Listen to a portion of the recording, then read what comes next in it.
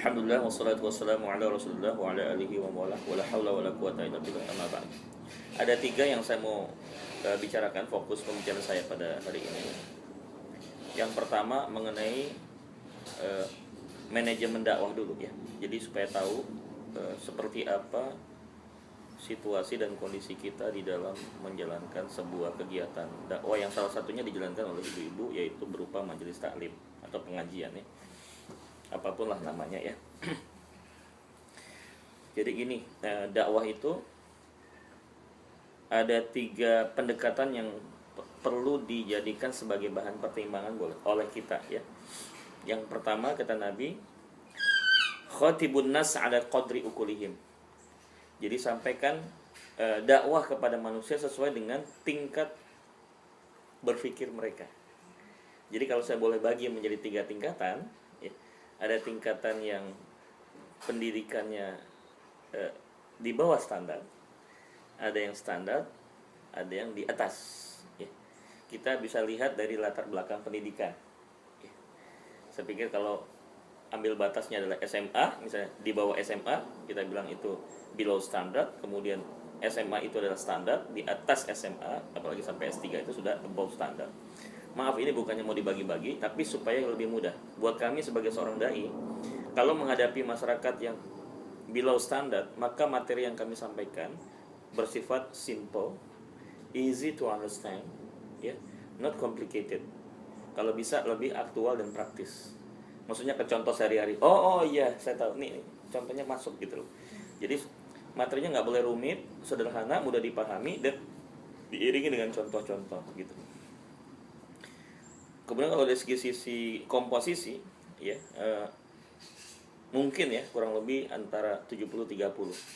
70% entertain, 30% konten gitu. Jadi harap dipahami kalau kita ngadepin yang seperti itu memang kondisinya harus begitu. Jadi ya mungkin ketawanya ya, humornya, kemudian mungkin hiburannya. Kadang-kadang saya perlu nyanyi ya saya nyanyi gitu, ajak jamaah. Kemudian ada gerak, bahasa tubuh segala macam, itu biasa kita lakukan kalau di yang bawah. Kemudian yang kedua, standar itu dia 50-50. Bisa 50% itu konten, 50% itu adalah entertain. Kemudian tingkat kerumitannya juga bisa 50-50. Terkadang ada sedikit lebih dalam, terkadang ya enteng-enteng aja gitu. Jadi digabung. Tapi kalau sudah masuk ke above standar ya, dibalik 70% konten ya, bercandanya 30%. Ya. Jadi materinya agak lebih dalam, lebih penguraiannya jauh lebih ilmiah. Sebab kalau salah terap ya, silakan. Silakan Mbak Dia. Ini ketua MDSB. Silakan Mbak Dia. Silakan Mbak Dia. Langsung kita terusin ya. Jadi bayangin aja ya kalau seandainya salah terap nih Mbak Sita. Misalnya si Ustadz ini mendapatkan informasi atau dia sudah berpikir bahwa yang dihadapi adalah kalangan above standar gitu. Sementara yang dihadapi below standar. Istilahnya anak muda bete gitu. Pusing amat nih materinya, gue gak ngerti gitu kan. Jadi jamaah tuh jadi boring gitu. Terlalu ilmiah. Maaf nih mungkin ya saya maaf ya kalau saya cerita contoh orang misalnya. Kemarin soal Mbak Tita sudah share. Macam Pak Safi Antonia tuh cocoknya di kalangan above standar. Gitu. Begitu dimasukin ke bawah nggak nyambung gitu. Bukan berarti beliau nggak bagus ya, maksudnya beliau tuh ilmunya masya Allah, saya tahu betul beliau tuh jago di bidang ekonomi syariah, tapi kalau ditaruh yang ke bawah nggak masuk gitu. Mungkin kalau misalnya dimasukin adalah UJ almarhum misalnya kan, atau mungkin misalnya siapa gitu kan, Yusuf gitu kan, Yusuf Mansur misalnya, mungkin masih masuk gitu, atau Subki Al-Bukhari gitu, itu masih masuk gitu, karena memang mereka terbiasa dengan entertain gitu. Tapi seandainya dibalik, yang biasa Ustadz itu mainnya di below standar, tiba-tiba harus diangkat ke above standar, maka membuat orang-orang yang hadir itu jadi dangkal banget materinya, nggak dalam, menarik. Jadi mereka, jadi bukannya bukannya nggak bagus, dia cocoknya di yang tadi below the standard gitu. Jadi saya pikir dakwah kita kalau mau maju di San Francisco harus di mapping dulu kita punya jamaah. Ya, kalau udah ketahuan jamaah kita kayak gimana, barulah cari ustadz yang cocok gitu loh. Ya, ya, karena nggak semua ustadz tuh bisa menyesuaikan diri. Kalau saya multi purpose, tergantung setelan. Kalau masih kita bilang, Ustadz, Gus, below standard, oke, kita buat bercanda. Gus, above standard, oke, kita buat lebih complicated. Saya mah tergantung panitia. Kalau panitianya itu ngasih informasinya jelas, ya? Ya, Bapak. Sorry, bukannya kita nggak ada soal lebih mulia, nggak ada, maaf. Kita bukan hanya untuk segmentation, Bu. Iya. Just segmentation. Di marketing juga begitu kan, kita harus begitu. Terus Jadi kalau mix kenapa? Kalau mix. Saya punya harus mix. Ya. Tapi tetap ada yang dominan kan? Ya. Misalnya sorry, misalnya 50 30 20. Yang ilmiah yang above-nya 50, yang standarnya 30, yang below-nya 20. Maka materi saya nggak boleh terlalu mengutamakan yang 50. Juga harus sedikit-sedikit dikasih porsi juga buat yang 20 30. Itu yang pertama ya. Kemudian yang kedua, kata Nabi, pendekatan soal khatibun nas bil ghatihim. Jadi sampaikan kepada manusia sesuai dengan bahasa mereka. Jadi ini sudah terkait dengan soal culture, budaya. Saya buat lebih simpel aja, kalau soal budaya ini biasanya terkait dengan satu, penggunaan bahasa kita. Kemudian yang kedua adalah penampilan kita. Kemudian sikap kita. Kalau di dalam bahasa Jawa itu apa? Toto kromo. Ya, toto kromonya tuh diperhatikan. Misalnya, ambil contoh. Di Indonesia itu ada 2 kelompok Islam terbesar. Satu Muhammadiyah, satu lagi NU. Ya. Kalau saya diundang di masyarakat NU, pakaian begini. Bahkan pakai sorban saya. Sorban pakai jubah. Menghargai teman-teman NU gitu. Nggak mungkin saya sana pakai celana panjang sama pakai baju koko doang. Apalagi nggak pakai peci. Ditinggal pergi loh, Bu. Masa Ustaz nggak pakai peci gitu kan? Padahal peci bukan suatu kewajiban, tetapi sudah semacam budaya menghargai kepada audiens yang mengundang. Tapi kalau Muhammadiyah yang ngundang, saya mungkin pakai jas tanpa dasi gitu. Lebih formal gitu. Ya. Ini salah satu contoh. Kalau saya mimpin sholat jamaah di NU subuh, saya pakai kunut. Tapi kalau di Muhammadiyah, saya nggak pakai kunut. Dua-duanya ada hadisnya. Ya kenapa kita harus meributkan yang benar yang nggak pakai kunut atau yang lo kita mesti ngeributin yang nggak sholat subuh? Iya. Kenapa sih kita mesti ribut gitu? Ini bid'ah yang ini nggak. So gimana sih kita jadi ribut masalah kayak gitu? Itu bukan masalah inti gitu, masalah cabang. Kenapa kita mesti ribut hal kayak begitu? Saya lihat ada di beberapa state yang masih meributkan hal-hal yang seperti itu. Gitu. Aduh, maulid kan tuh nggak ada contoh nabinya. Kenapa sih kita harus maulid? Loh, kenapa kita selawat nggak boleh? Gitu kan? Ya tinggal sekarang niat kita masing-masing. Apakah caranya untuk memang apa untuk mengagung-agungkan Nabi Muhammad? Enggak juga ya. Kita dalam rangka selawat pada Nabi, it's okay gitu. Itu yang kedua. Jadi bahasa juga kita pengaruh biasanya. Saya suka kaitkan juga dengan penggunaan bahasa daerah, tergantung daripada yang kita hadapi. Jadi kalau misalnya ada masyarakat Padang, saya pakai sedikit dikasih bumbu bahasa Padang gitu kan. Kemudian orang Sunda, orang Jawa, orang Madura gitu. Itu dalam rangka apa? Kita menyentuh sisi budayanya. Kemudian yang ketiga adalah khatibun nas bimanzilatihim. Jadi sampaikan ke manusia dengan kedudukan mereka. Kedudukan mereka itu maksudnya apa istilahnya kalau Homo Inggris, status. Jadi kalau terhadap orang yang sudah punya posisi dan kedudukan, I have to appreciate. Kita harus tempatkan beliau pada posisi yang kita hormati. Kepada yang lebih tua juga kita harus lebih menghormati. Terhadap yang lebih muda kita akrab. Gitu. Jadi hal-hal semacam inilah yang perlu kita pikirkan. Ya, ini saya tidak mau terlalu banyak soal ini ya. Oke, itu yang pertama. Kemudian yang kedua, dakwah juga ada tahapannya. Ya, ada tahapannya. Sebenarnya ada 5, tapi saya kasih tahu 3 saja ya, supaya nggak terlalu rumit. Yang pertama adalah dakwah yang bersifat tablik. Pernah dengar dong? Tablik akbar gitu. Tablik itu Bu, kalau di sekolah tingkat SD. Tablik itu kategorinya SD, secondary level. Jadi di tablik itu pesertanya sangat heterogen. Siapa aja boleh datang, mau anak kecil, mau nenek-nenek, bahkan termasuk orang mabuk mau dengerin takbir nggak dilarang, bebas. Dia lagi nongkrong di situ ya nggak apa-apa, itu mau dilarang, biarin aja gitu. Siapapun numplok di situ, beda usia, beda pendidikan, beda latar belakang ekonomi, semua bisa gabung di situ. Ya. Nah, karena yang datang itu heterogen, jumlahnya juga tidak dibatasi. Mau 10.000, saya pernah sampai di Malang itu sampai 15.000 peserta tabligh akbar. Jadi ibu bisa bayangin ya, ngadepin 15.000 orang itu, kita harus pandai meramu materi. Ya. Materi jangan terlalu banyak. Ya. Singkat, padat, tapi mudah dipahami dan mengena di mereka gitu. Sehingga sifatnya materi yang disampaikan di tabligh itu informatif. Hanya merubah dari tidak tahu menjadi tahu. Oh begitu toh yang maksudnya sholat tuh mesti begitu. Oh namanya puasa kayak begitu. Udah itu aja bu. Jangan begini loh caranya. Detail nggak usah, nggak perlu. Yang penting mereka tahu saja. Udah tahu itu udah bagus. Yang tadinya dia nggak tahu jadi tahu.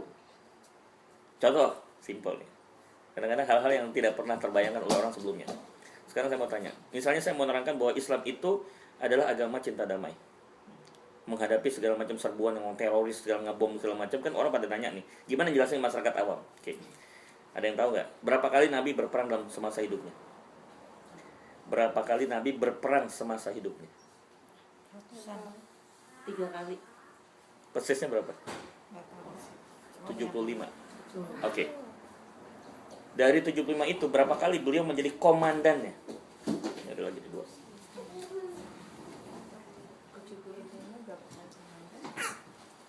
kurang Mbak Kurang.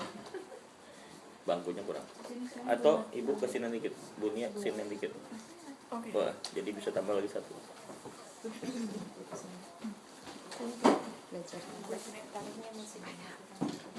Enggak apa-apa.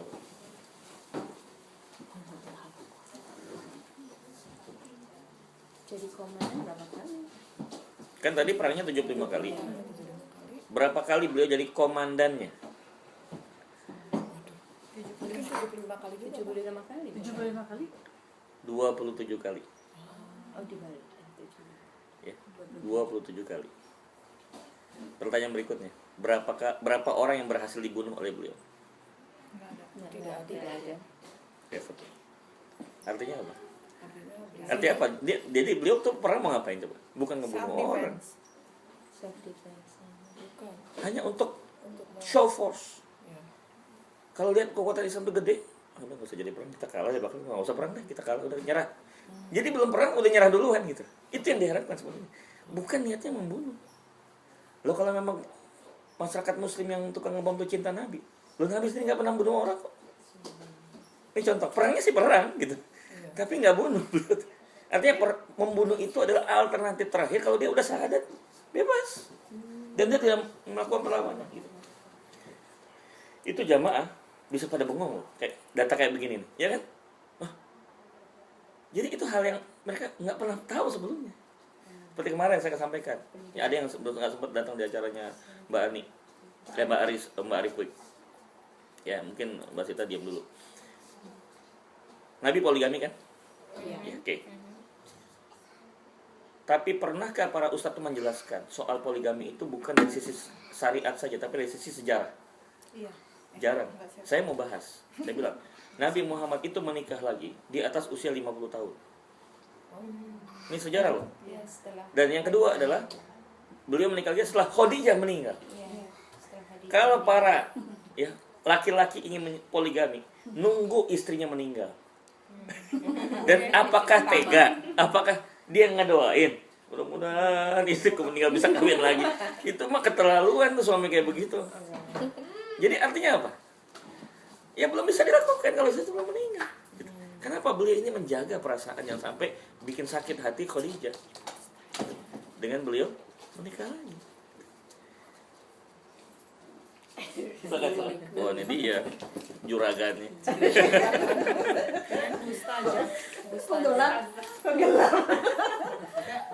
Belum buka deh, belum buka. Contoh lain ya, ini biar lebih jelas ya. Ini masih ke informatif ya, tablik ya Bu tadi. Salah satu di antara yang luar biasa ya, hikmahnya Nabi poligami saya mau cerita, mungkin akan bikin shock Anda semua. Nabi itu punya ajudan sekaligus anak angkat namanya Zaid bin Haritha. Zaid bin Haritha. Ajudan sekaligus anak angkat. Tolong lihat deh, anak angkat. Datang ayat di mana ayat itu memerintahkan Nabi untuk kasih tahu Zaid menikah dengan Zainab. Oke. Hai Zaid, aku dapat perintah dari Allah agar kau menikahi Zainab. Oke. Nikah nih. Sebenarnya Zainab tuh nggak cocok, Bu, dengan Zaid. Tapi karena perintah Nabi terpaksa ikut. Oke. Datang ayat yang kedua, Bu. Hai Nabi, kasih tahu Zaid suruh cerai Zainab. Suruh cerai. Oke. Ini belum ya, yang dramatis yang ketiga. Datang ayat Nabi suruh Allah memerintahkan Nabi supaya apa? Menikahi Zainab. Kenapa gitu? Ngerti nggak? Iya. Saya punya anak angkat dan ajudan saya. Terus saya suruh dia nikah, oke? Kemudian setelah itu saya suruh dia cerai sama istrinya. Istrinya saya ambil. Apa komentar Anda? Wah, Gus Reza keterlaluan. Musuh istrinya ajudan diambil juga. Pasti orang akan menuding saya semua kan? Nabi lakukan, Bu. Pasang badan. Untuk apa? Membuktikan sebuah hukum. Ini hikmahnya. Kenapa Nabi lakukan? Karena satu perintah Allah. Yang kedua apa? Untuk menunjukkan pada umat bahwa ada hukum yang harus dijelaskan kepada mereka. Bahwa menikahi istri anak angkat halal. Tapi menikahi istri anak kandung haram. Karena tradisi sana mereka belum biasa. Jadi Nabi harus dijadikan sebagai martir. Sebagai contoh langsung. Oh, berarti boleh ya menikahi istri anak angkat. Gitu loh, Bu. Istri anak. Karena kalau istri anak sendiri kan bekas Ya kan, mantu. ya haram. Itu haram, nggak boleh. Saya punya anak laki, nomor 3 anak laki. Terus dia punya istri. Terus saya suruh dia cerai. Terus saya ambil istri, nggak boleh, Bu, haram. Saya mengambil istri anak kandung saya nggak boleh. Tapi kalau saya punya anak angkat, istrinya boleh saya nikahi. Kalau udah cerai. Kalau udah cerai. Kalau udah cerai. Nah, makanya tidak boleh mereka tinggal di satu rumah kita. Khawatir nanti maaf suami kita. Ya maaf bukannya nuduh. Tapi itu ya kamu karena udah dekat sama saya udah. Kamu sama keluarga suami istri di sini. Bu mana tahu Bu misalnya tiba-tiba istrinya dia sendiri lagi keluar rumah. Suaminya dia lagi anak angkat kita lagi tinggal berdua sama suami. Bu setan mana ada yang Setan selalu. Pak Reza, tapi kalau hukum yang orang yang mengadopsi anak itu gimana tinggal serumah? Kenapa? Orang yang mengadopsi anak. Pokoknya gini. Adopsi itu boleh, tetapi jangan sampai menghilangkan nasab orang tua aslinya ya. Binnya nggak boleh bin ayah angkat loh, binnya harus bin ayah kandungnya. Jangan sampai diputus. Ya nanti menikah juga nggak bisa dengan merubah status, itu diharamkan oleh para ulama. Tinggal boleh silakan. Tetapi kalau sudah mulai agak dewasa, disediakan rumah khusus. Kalau bisa semacam pavilion, masuknya ngerti? Dekat tapi beda rumah gitu. Beda ruangan, beda atap sebaiknya untuk menghindari fitnah. Karena sebenarnya statusnya buat istri kita kan jadi nggak enak misalnya. Karena itu namanya apa ya? Bukan mahram gitu loh. Iya maksud saya. Jadi saya punya anak angkat. Terus saya punya istri. Kan istri saya harus pakai jilbab terus, Bu. Iya. Karena ini bukan mahram. Gitu loh, ngerti maksudnya. Jadi daripada fitnah mendingan ya disediakan di rumah yang itu terpisah. kalau udah balik gitu kali ya Pak Ustaz. Iya, udah balik. Iya. Tetap saja yang namanya istri kita menjaga kesopanan. Ya. Begini Pak, saya enggak ini enggak. Gimana kalau pertanyaan kita simpen dulu? Nanti kita nggak akan habis. Waktu kita terbatas, ya. Jadi nggak apa-apa, saya akan menampung pertanyaan apapun, ya. Disimpan dulu, nanti di akhir baru kita kumpulin semua untuk pertanyaannya, saya jawab secara maraton. Tadi baru yang pertama informatif, oke? SD ya, kalau dakwah yang sifatnya tabligh itu sangat informatif, jadi dasar banget. Tapi kita nggak bisa biarkan, Bu. Masyarakat kita itu hanya ada di sini terus, dan itu yang saya lihat di Amerika selama bertahun-tahun yang namanya safari dakwah yang didatangkan pusat dari Indonesia, keliling-keliling ke berbagai macam lokaliti dan area, nggak berkutat hanya di posisi nomor 1, makanya nggak maju-maju. Iya, betul. Datang ustadz lagi naruh benih, tinggal pergi, saya goodbye. Datang lagi ustadz baru naruh benih lagi. Terus siapa yang nyuburin, siapa yang nyiramin air, siapa yang ngasih matahari. Jadi ini bibit Bu nggak numbuh-numbuh, nggak kayak pohon gitu. Kapan berbuah? Jadi dibutuhkan apa? Ustadz yang reguler dan permanen tinggal di sini, dia akan membuat satu sistem pendidikan, sistem dakwah yang sistematik, yang ya, rutin gitu loh. Ya kalau kita sekolah Bu, guru kita ganti-ganti kan bingung juga kurikulumnya Bu. Ya. Kemarin kurikulumnya A, besok datang lagi ustadz yang beda, belum tentu kan sama loh Bu. Kita udah sampai ke sini, yang datang ya turun lagi ke bawah ustadznya gitu kan. Masih mending yang turun ke bawah. Beda. Kemarin ngasihnya hijau, datang ngasih merah. Yang benar yang mana? Jadi jamaah bingung. Kata ustadz yang kemarin begini, tapi ustadz yang baru datang begini. Mana yang benar? Jamaah jadi bukannya tambah-tambah ilmu, malah tambah bingung gitu loh, Bu. Karena belum tentu ustadz yang ada itu punya satu pemikiran, satu visi gitu. Contoh, ustadz yang pertama mengatakan kita dalam akidah harus tegas, black and white. Islam, kafir. Datang yang berikutnya, semua agama sama, mau Kristen, mau Hindu. Kacau kan jadi, Iya. bingung gitu. Ternyata orang liberal gitu kan ya, kayak gini gitu. Contoh gitu kan. Akhirnya kita gini teh, jalan di tempat, Yang di tempat ya. jalan tempat nggak maju gitu. Dakwah kita jadi jalan tempat. Itu yang pertama. Nah, kita berharap nih ibu-ibu nanti tinggal dipetain. Kalau udah secondary level, tolong dong dinaikin ke junior high school, ya kan? Apa itu yang SMP? Yang disebut SMP itu disebut taklim. Taklim itu, Bu, lebih tinggi posisinya dibandingkan tablik. Jumlahnya nggak boleh banyak. Kalau terlalu banyak malah nggak efektif. Paling enak tuh pengalaman saya di Indonesia, 100 sudah paling top deh. Udah jangan lebih dari 100. Kalau lebih 100 bikin 2 kelompok. Bukan mau bikin kelas apa grup-grup, enggak, dalam rangka apa efektivitas maksudnya gitu. Ya, kecuali belum ada pengajar yang tetap ya. Ya kalau masih ada satu ya terpaksa atau belajar darurat gitu. Tapi sebaiknya sih jangan lebih dari 100. Taklim itu tadi kan kalau taklim apa? Informatif. Nah, kalau taklim itu lebih dalam sedikit. Dia komprehensif sifatnya. Jadi lebih kepada understanding, pemahaman. Jadi nggak bisa lagi sekedar just knowledge gitu. Oh ya, tidak tahu menjadi tahu, bukan. Tetapi dari tahu menjadi paham. Ini yang kedua. Bikinlah paham. Ya, bikinlah paham kepada orang yang mendengarkan materi kita.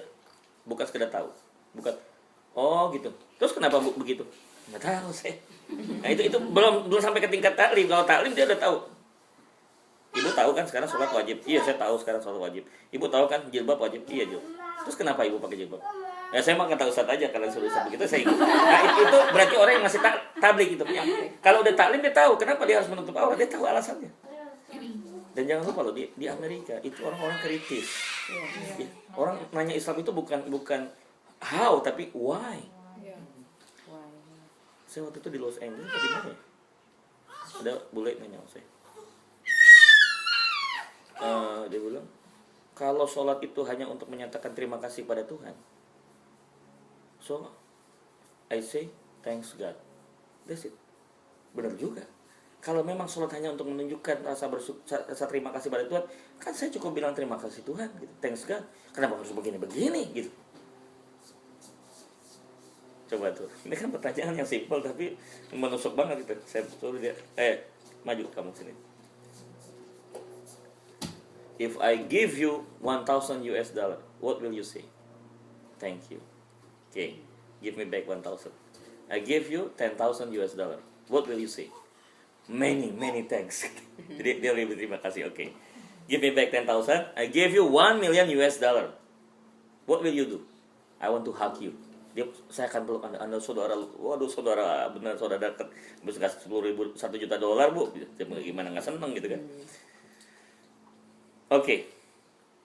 When I give you $10 million, what will you say? Speechless. Dia udah nggak bisa ngomong lagi. Okay. How many price of your leg? How many price of your stomach? How many price of your brain? How many price of your eyes? Bengong dia. Pantas kamu bilang cuma terima kasih buat Tuhan. Sedangkan kamu nggak tahu berapa harga kaki kamu dan mata kamu. Dia nangis. Mulai besok aku sholat. That's the point. Jadi mereka nggak perlu diajarin gimana cara sholat. Nanti itu yang kedua. Yang penting apa? Kenapa gue mesti sholat? Kalau udah dapet tuh poinnya, baru dia pasti akan sholat. Nah para istri-istri yang punya suaminya boleh, jangan terlalu dipaksakan.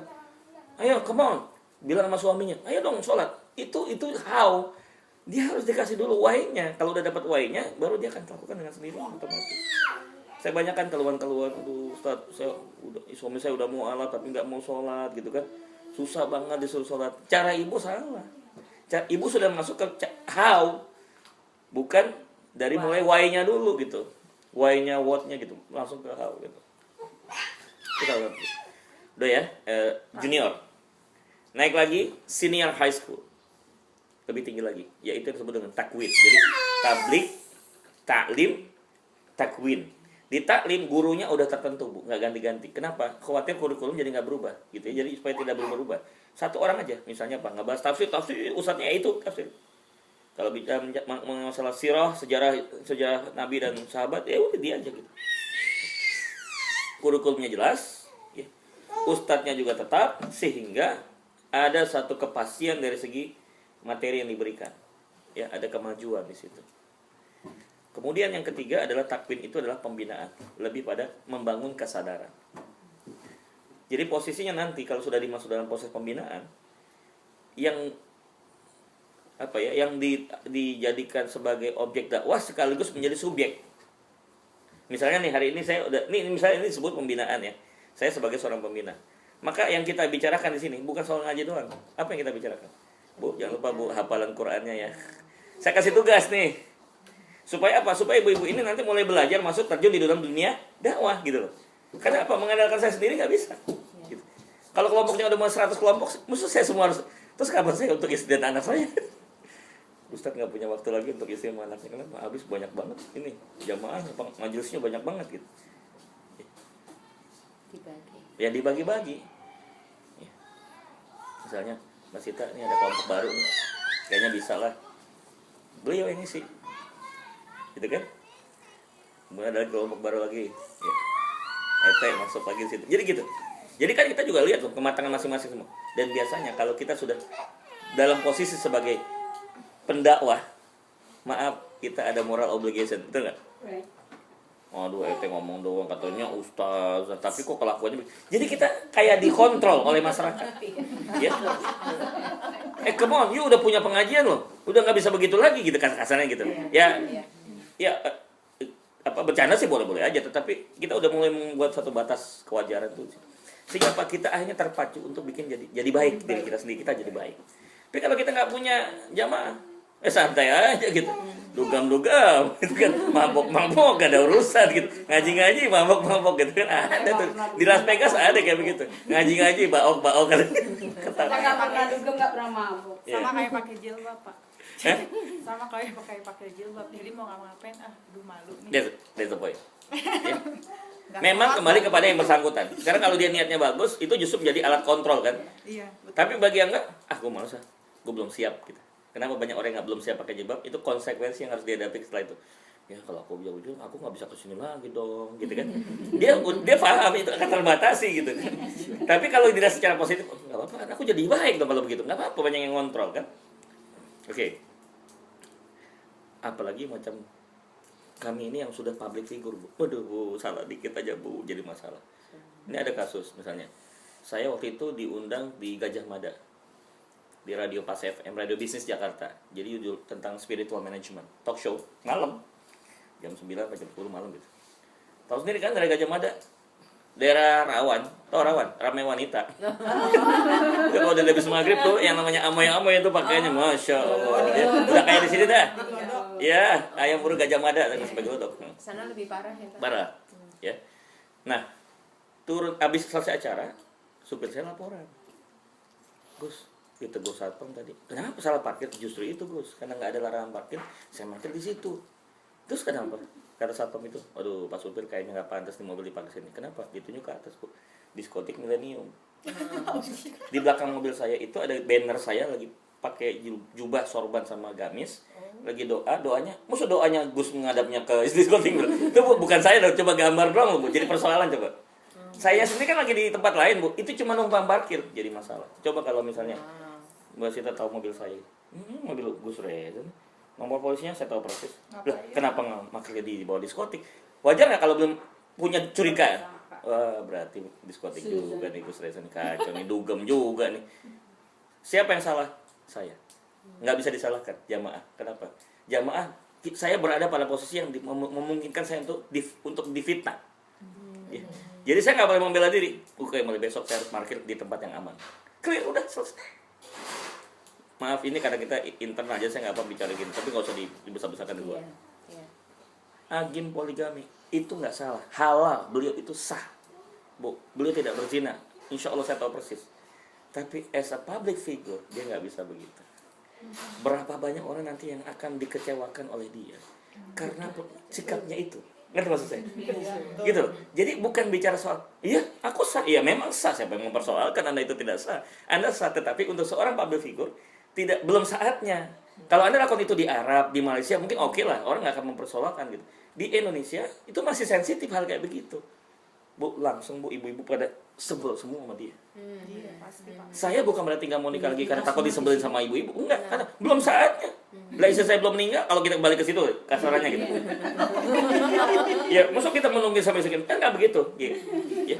Saya tadi soalnya kita ngomongin di atas 50 tahun dan Khadijah meninggal baru Nabi nikah lagi. Menjaga perasaannya Khadijah. Iya. Itu Nabi tuh. Apa ini yang seperti pernah dengar Ustadz ngomong begini? Enggak, yang dikasih apa? Surat An-Nisa. Maka nikahilah 2, 3, 4. Itu yang dikasih sama Ustaz. Dia punya kepentingan, sorry. Iya. Suatu kali kumpul. Ya saya nggak usah sebut Ustaznya. Kumpul nih para Ustadz yang public figure semua. Saya juga ada di situ. Ustadz Reza mah nggak maco, nggak jantan, nggak gentle. Karena saya belum punya 2. Oh. Mereka udah ada yang 2, ada yang 3 gitu. Oh gitu Pak. Biasa, sombong. Wow. Ngomong Jangan apa? dengerin, Lu- Pak. Enggak, tadi dulu saya bilang, lu ngomong apa? Nggak maco. Sini. Yuk. Kalau soal maco, yuk. Pancok. Jelajah saya taruh dulu, Bu, di Curug, Bu. Saya sekolah penerbang di Curug. Iya. Jadi saya diajarin sama Kopassus gimana caranya latihan fisik. Saya aduh pancok, nggak berani dia. Jangan ukur maco dari istri, banyak sedikitnya istri, gue bilang. Ya, kalau mau maco, ayo ngadu pancok. Gue push up 100 kali, masih kuat. Coba lo mampu nggak? Diam dia, Bu. Jadi dihubungkan dengan hal yang nggak masuk akal gitu. Iya. Oh jadi kalau isunya 2 tuh jawara, isunya 3 jawara, nggak ada urusan. Saya bilang nggak ada. Di Indonesia udah gitu ya Pak? Gitu Bu ya. Cuma kan pembicaraan ini kan jamaah nggak tahu. Ini kan di belakang layar Bu. Iya, Iya. Belum lagi kalau bicara ini Bu, ya Allah komersialisasi. Jadi buat excuse. Ada istilahnya tuh Itu di- Ustadz air putih, Ustadz minyak tanah, Ustadz Iya, iya. premium, Ustadz premix. Tahu? Iya, Kalau air putih itu begini, bayarannya. diundang ceramah, nggak dikasih apa-apa. Cuma jazakallah Ustadz, terima kasih. Saldo ininya infaknya lagi minus Ustadz. Saya nggak bisa ngasih apa-apa Ustadz, cuma mengucapkan doa mudah-mudahan Allah melipat gandakan pahalanya. Tuh yang air putih istilahnya. Jadi kalau ketemu teman-teman, dari mana Ustadz? Air putih nih tuh. Itu yang bagus ya Pak ya? Air putih bukannya nggak bagus, dia kesel Bu, dia Iya. ceramah tapi nggak dikasih duit katanya gitu kan. Itu istilahnya Bu. Sial, udah nasib sial kayak gitu kalau begitu istilahnya. Kemudian minyak tanah itu 100.000 sampai 500. Kalau 500 sampai 1 juta itu namanya premium. Nah, di atas 1 juta tuh premix. Waduh. Ibu bisa bayangkan ada seorang ustadz Pak yang Reza mana diundang. itu, Pak? Pak Reza yang Iya, saya ini kayak pesawat terbang Bu. Sayap kanan itu sayap dakwah cari berkah. Sayap kiri bisnis cari rupiah. Alhamdulillah. Saya nggak bikin tarif. Loh kalau orang ngasih kan saya terima Bu. Iya. Iya. Tapi saya tidak ingin membebankan. Saya berangkat, wallahi tanya sama Itsmi, saya berangkat ke Amerika, nggak tahu Bu, saya dibayar berapa. Yang penting pas saya dapat tiket, syukur-syukur istri saya dikasih tiket, alhamdulillah. Ternyata enggak, saya tetap berangkat, walaupun istri nggak dikasih tiket. Tanya sama siapa di sini pengelola yang di San Francisco, siapa ketuanya? Uni. Tanya Tosa berapa tuh? Paling Itsmi yang minta duitnya, bukan saya kan? Bukan sayanya. Saya mah tinggal tahu di amplopin aja pulang gitu kan sama pengurus kan gitu aja. Saya nggak tahu, nggak ngeliat berapa tuh isinya nggak ada. Kok segini sih yang dikasih? Saya nggak ada duit itu. Iya. Kenapa? Bisa I do business Bu. Saya punya bisnis di Jakarta. Gitu. Saya punya training, saya punya perusahaan sendiri. Saya owner di sebuah perusahaan training consultant gitu. Yang dari situ saya udah dapat banyak gitu. Kenapa mesti saya harus mengadakan? Tapi dengan adanya dakwah jadi berkah buat saya. Banyak yang ngedoain, Bu doain ya Bu supaya bisnis saya, nah makin maju gitu loh. Saya minta tuh doa jamaah gitu. Terus bantu anak yatim kami, at least per month Bu, saya harus ngeluarin 150 million. 300 anak yatim itu kita tampung dan kita asuh mereka, anak korban kerusuhan dari Ambon. Ya, korban kerusuhan Ambon. Yang dulu kan ada Bu perang Islam Kristen di Ambon, banyak yang terbunuh kan, orang tuanya. Nah kan anaknya kayak yatim piatu nih Bu, kasihan gitu. Kami ambil. Totalnya sih ada 3.000, tapi kami baru mampu 300. Itu pun 300 saya mengeluarkan 150 million. Saya tiap bulan. Jadi saya sekarang mereka tuh nganterin saya Bu Saya sepertinya pernah baca. waktu ke airport, mereka tuh nganterin saya, Ustadz titip salam buat jamaah kita yang ada di Amerika. Tolong doain kami gitu. Jadi saya terharu dan saya nangis waktu itu. Jadi saya kesini tuh berarti apa? Saya nggak bisa support Bu dana. Saya cuma berharap mudah-mudahan jamaah mengerti, bisa membantu mengkompensasi apa yang mereka harusnya dapatkan ketika saya di Indonesia, ngerti nggak Bu? Insya Allah. Kan saya backbone gitu loh maksud saya Setiap saya meninggalkan, alhamdulillah ada saja yang nitip Ustaz istighfar buat anak yatim. Ya, $100 apa $200 saya kumpulin, nanti pulang saya titip pada penanggung jawabnya, udah nih beliin buat anak-anak. Apalagi mau lebaran, mereka butuh baju baru. Ke sekolah mereka perlu seragam segala macam itu. Kami punya proposalnya. Bahkan di Houston sampai kepada tingkat reguler, Bu. Saya kasih anaknya foto 300 anak. Ustaz, saya milih yang nomor ini Ustaz anaknya. Jadi anak asuh ngerti ya? Anak asuh. Sistem ya anak asuh. Jadi misalnya ente mau saya 3 Ustaz, sampai dia selesai SMA saya biayain. Nanti transfer aja dari sana. Dari sini menuju ke Indonesia, nanti kita kasih nomor rekeningnya. Sewaktu-waktu ke Indonesia, kita temuin, nih ibu asuh kamu. Coba itu bagaimana terharunya gitu. Oh ini yang saya biayain kemarin, iya udah. Bahkan dia juara 1 terus waktu di SMP dan SMA-nya. Jadi kan senang juga gitu. Ada yang sudah kuliah nih 30 anak yang udah kuliah sarjana, kita kembalikan kamu halaman. Jadi yang udah mandiri Bu, kita pulangin. Kamu nggak boleh tinggal lagi di sini. Udah kamu udah mandiri. Kamu cari duit sendiri. Jangan lupa dari penghasilan kamu tolong dipotong zakat dan infak. Kasih ke kita supaya bagi adik-adik kamu lagi gitu. Putar. Supaya kita juga nggak minta sumbangan terus sama orang gitu. Jadi mereka lama-lama mandiri. Itu yang kami kerjakan Bu. Ya. Itu berapa per bulan? Apanya? 1,5 juta per anak. Per anak. 1,5 juta per anak. Usia Ya. berapa? Nanti ada yang SD Bu, ada yang SMP. Tapi kita pukul rata aja supaya nanti subsidi silang aja. 150 itu termasuk uang sekolah segala macam. Iya, 1,5 juta per orang. Kalau kami mengeluarkan itu hampir 150 juta per bulan. Karena ada beberapa yang kami titipkan di pesantren, jadi nggak semuanya kami tangani. Ada yang kami titipkan pesantren, ya di pesantren itu otomatis kan biaya pesantren udah bebas. Cuma kami harus berikan apa? Pakaian, seragam, itu harus kami beli. Uang ujian kami harus bayar. Ya. Kemudian buku-buku, ya kita kan gak enak juga minta Pak Kiai kan. Kita udah dibantu sama Pak Kiai, makannya udah gratis Bu ya. Tempat tinggal gratis, ya udah kita bantu yang lain-lain gitu. Seperti itu. Alhamdulillah ada aja pesantren yang mau nampung gitu. Jadi balik lagi pembinaan ya tadi ya, pembinaan tidak lagi memposisikan yang hadir itu sebagai objek, tapi sudah jadi subjek, belajar jadi subjek. Sehingga nanti perkembangan dakwah akan pesat Bu. Seperti multi level marketing. Hari ini upline-nya saya. Downline-nya ibu-ibu. Tapi begitu sampai kepada pembinaan, saya pingin apa? Mesti ada lagi di bawahnya, cucu. Cucu saya, berarti anaknya ibu kan? Punya kelompok. Ibu punya kelompok 5 orang, 6 orang, 10 orang, 5 orang. Enggak apa-apa. Enggak usah banyak-banyak. Jadi sebenarnya ketika kita hadir ini, yang hadir bukan hanya segini loh, Bu. Plus yang di bawahnya, secara nggak langsung. Bayangkan. Terus yang di bawah sampai pada pembinaan juga. Berarti kan dia membina juga dong. Turun lagi nggak? Turun lagi. Bayangkan kalau udah sampai level 10. San Francisco, San Jose, itu ramai orang Islam. Insyaallah. Bahkan nanti yang ngaji bisa boleh loh Bu. Di dalam anggota pengajian itu, ibu sebagai pengajarnya, itu ada yang boleh. Muslimah, dengerin pengajian kita. Nggak menutup kemungkinan.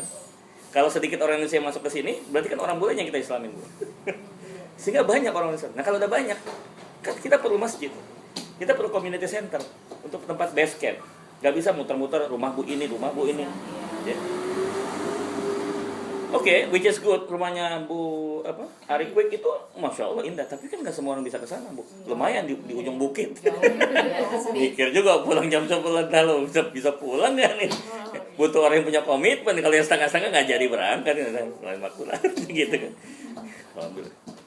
Oke, itu dari segi manajemen dakwah. Secara umum itu dulu sementara. Oke, sekarang saya mau beralih yang kedua. Manajemen kegiatan. Yang disebut dengan event organizer management. Karena saya melihat selama ini saya pun di Jakarta, yang paling banyak dibantu dalam proses event adalah para ibu-ibu. Ya. Kalau bapak-bapak lebih banyak konsentrasinya soal uang, ya, kemudian soal mungkin administrasi atau apa. Tapi ibu ini sangat mobile dalam hal seperti event gitu ya, event organisasi management. Contoh, acara safari Ramadan, salah satu tempat yang dikunjungi lokalitinya adalah San Francisco atau San Jose. Berarti ini event kan? Iya. Ya. Kalau kita asumsikan sebuah event, ya contohnya saya sendiri lah. Bu Susan mau datang nih. Itu kalau bisa, jauh-jauh hari kan kita sudah tahu. Supaya kita bisa bikin persiapan. Iya. Ya. Seperti apa teknisnya? Begini, jalan ceritanya. Secara umum dibagi 3. Pre-event, in-event, post-event. Sebelum Gus Reza datang, apa yang harus kita persiapkan? Mesti pikir. Maaf ya, bukan karena untuk saya aja nih ya, tapi maksudnya, jadi ibu-ibu bisa ada gambar, oh ya oke. Ya.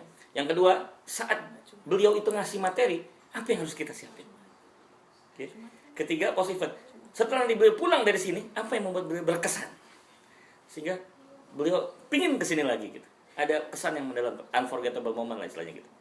Nah, 3 ini harus dipersiapkan dengan baik. Banyak orang hanya mikir yang di nomor 2. Pas datang, kita urusin. Yang sebelumnya nggak diurusin, yang setelah nggak diurusin. Udah, begitu aja, biasa aja gitu. Ini saya maksud pre-event. Contoh, apa yang termasuk dalam pre-event? Pastikan dia datang naik pesawat apa, jam berapa datangnya. Kalau sudah tahu jam berapa datang, berarti ada tim penjemput yang disebut dengan LO, license officer. Ya. Penjemputnya minimal 2 orang. Satu nyupir, satu yang bagian teknis, kan gitu. Kalau sendiri kasihan juga bu, kita nggak tega juga dia yang nyupir. Airportnya apa bu? Dia parkir. Yang jaga siapa bu? Jadi kan lucu gini, biasanya saya sering terjadi nih. Dia ninggalin mobilnya kan di tempat parkir. Terus dia nunggu kan. Begitu udah ketemu nih, sebelah satu tunggu sini satu. Saya ngambil dulu mobil. Ini kan saya nunggu lagi bu. Ini bandara udah sepi, baru dia nongol, tuk, mobilnya baru nongol gitu. Ini kan ngabisin waktu. Gitu. Coba kalau ada 2 teman, gue sudah beres bagasinya, mobil standby. 1 menit lagi gue tunggu di depan. Itu udah set bu. Begitu beres, set, langsung naik masuk mobil. Nggak ada tuh nunggu bu. Itu ada protokolnya biasanya tuh. Tidak lebih dari sekitar 5 menit.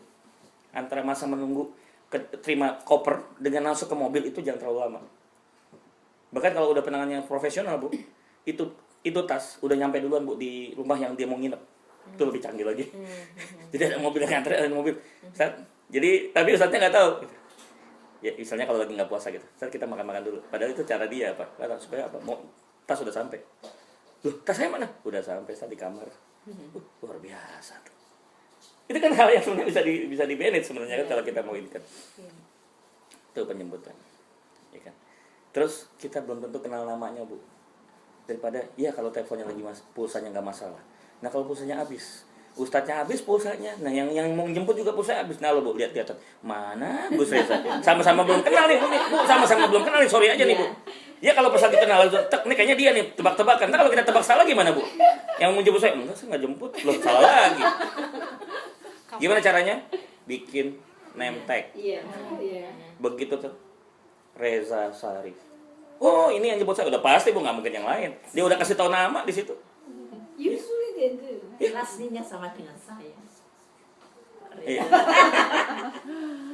Oke kan, itu simpel kan? Ya tinggal di print Bu, ya Allah Bu, tinggal di print, dibikin laminating atau apa? Tinggal megang gini dia, bengong ya pegang gini kan? Dia nggak perlu tahu Reza tuh kayak gimana tampangnya, nggak ada urusan gitu. Syukur-syukur mereka udah lihat di Facebook, sudah dilihat di internet seperti apa tampangnya. Tapi kalau nggak mungkin saya nanti penampilan yang berbeda, tiba-tiba sampai kacamata hitam, nggak ada yang kenalin, tiba-tiba lebih ganteng daripada sebelumnya, kita nggak tahu juga kan? Set, oh ini nih gitu. Yang mau jemput ya? Iya Pak, saya mau jemput. Beliau udah tahu namanya. Itu kan simple, tapi kalau disiapin kan bisa sebenarnya kan. Maksudnya nggak ada printer sih di sini? Banyak. Ya, banyak. Nggak mungkin kan kalau nggak ada gitu. Tuh. Udah jemput nih. Biasanya kami Bu kalau di Jakarta, kami sudah punya link dengan orang bagas, orang imigrasi dan orang baggage. In case tiba-tiba terjadi apa, digelodah apa segala macam, kita kenal orang dalam Bu. Ini penting juga. Makanya kita harus punya jaringan yang luas. Sehingga ketika ada terjadi apa-apa dengan kita punya tamu, apalagi ini tamu-tamu yang terhormat gitu ya, itu bisa clear. Ada penjamin. Kayak saya Bu, kalau di Bandara Soekarno-Hatta, kalau Ibu punya masalah dengan bagasi Bu, udah lapor saya. Kenapa? Direktur utama dari Angkasa itu kenal baik saya. Langsung bosnya kita telepon. Kita teman aja. Namanya misalnya nama bosnya namanya Saladin.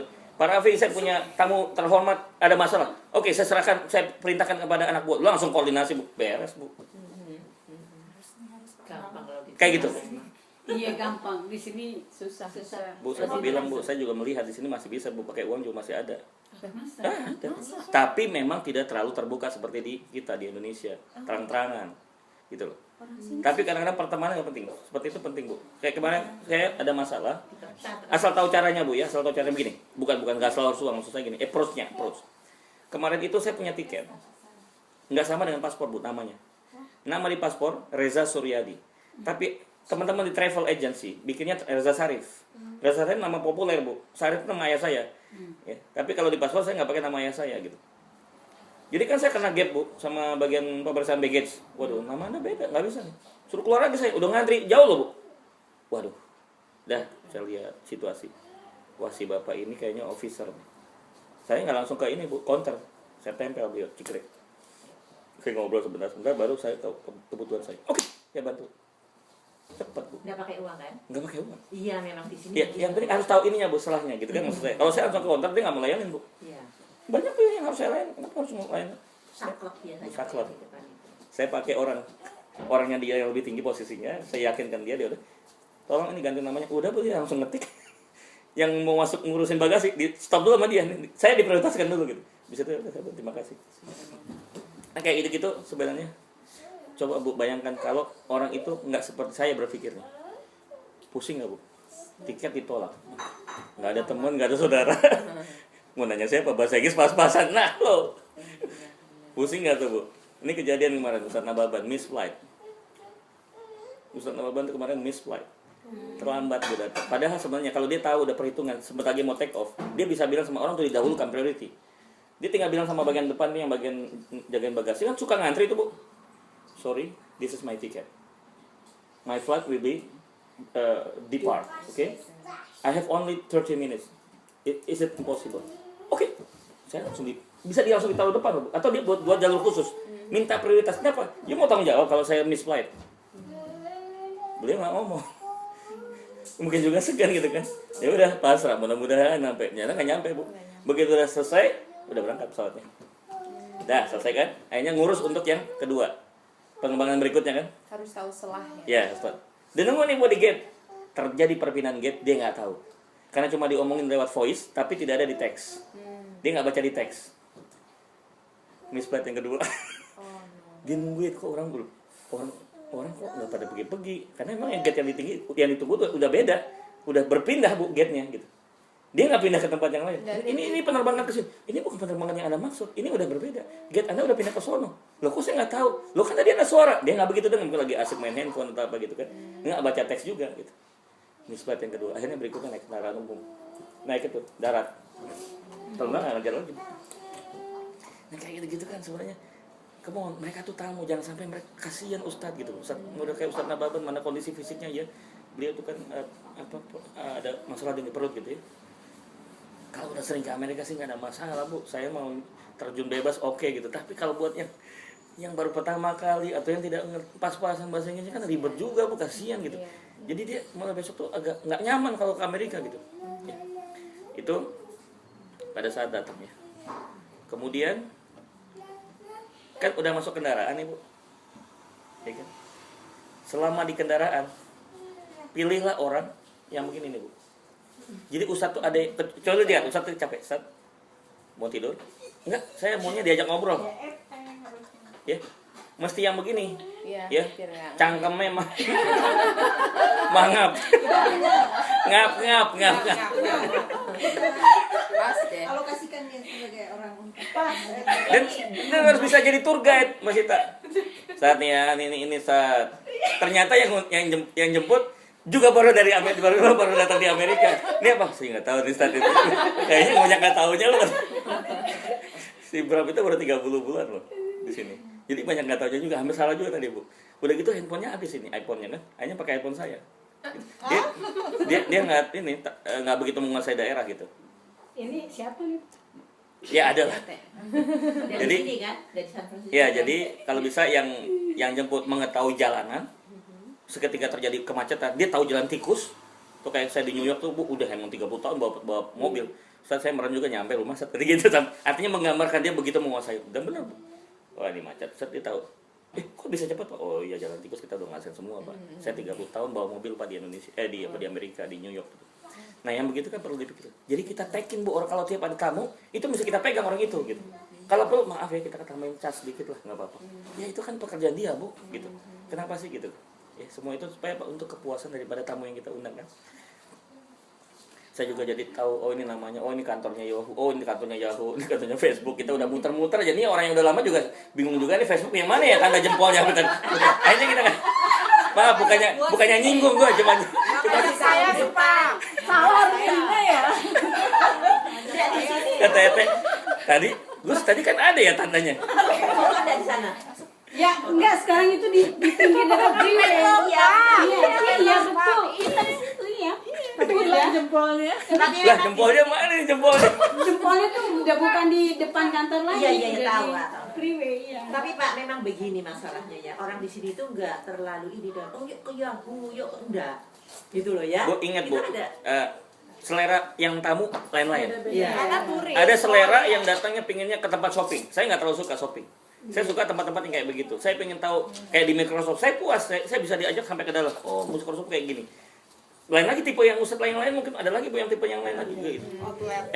Cariin dong saya buat hadiah istri saya kan mungkin gitu. Ada juga yang gitu. Jadi kita mesti tahu ini seleranya ustadznya harus sudah diketahui sebelum dia datang.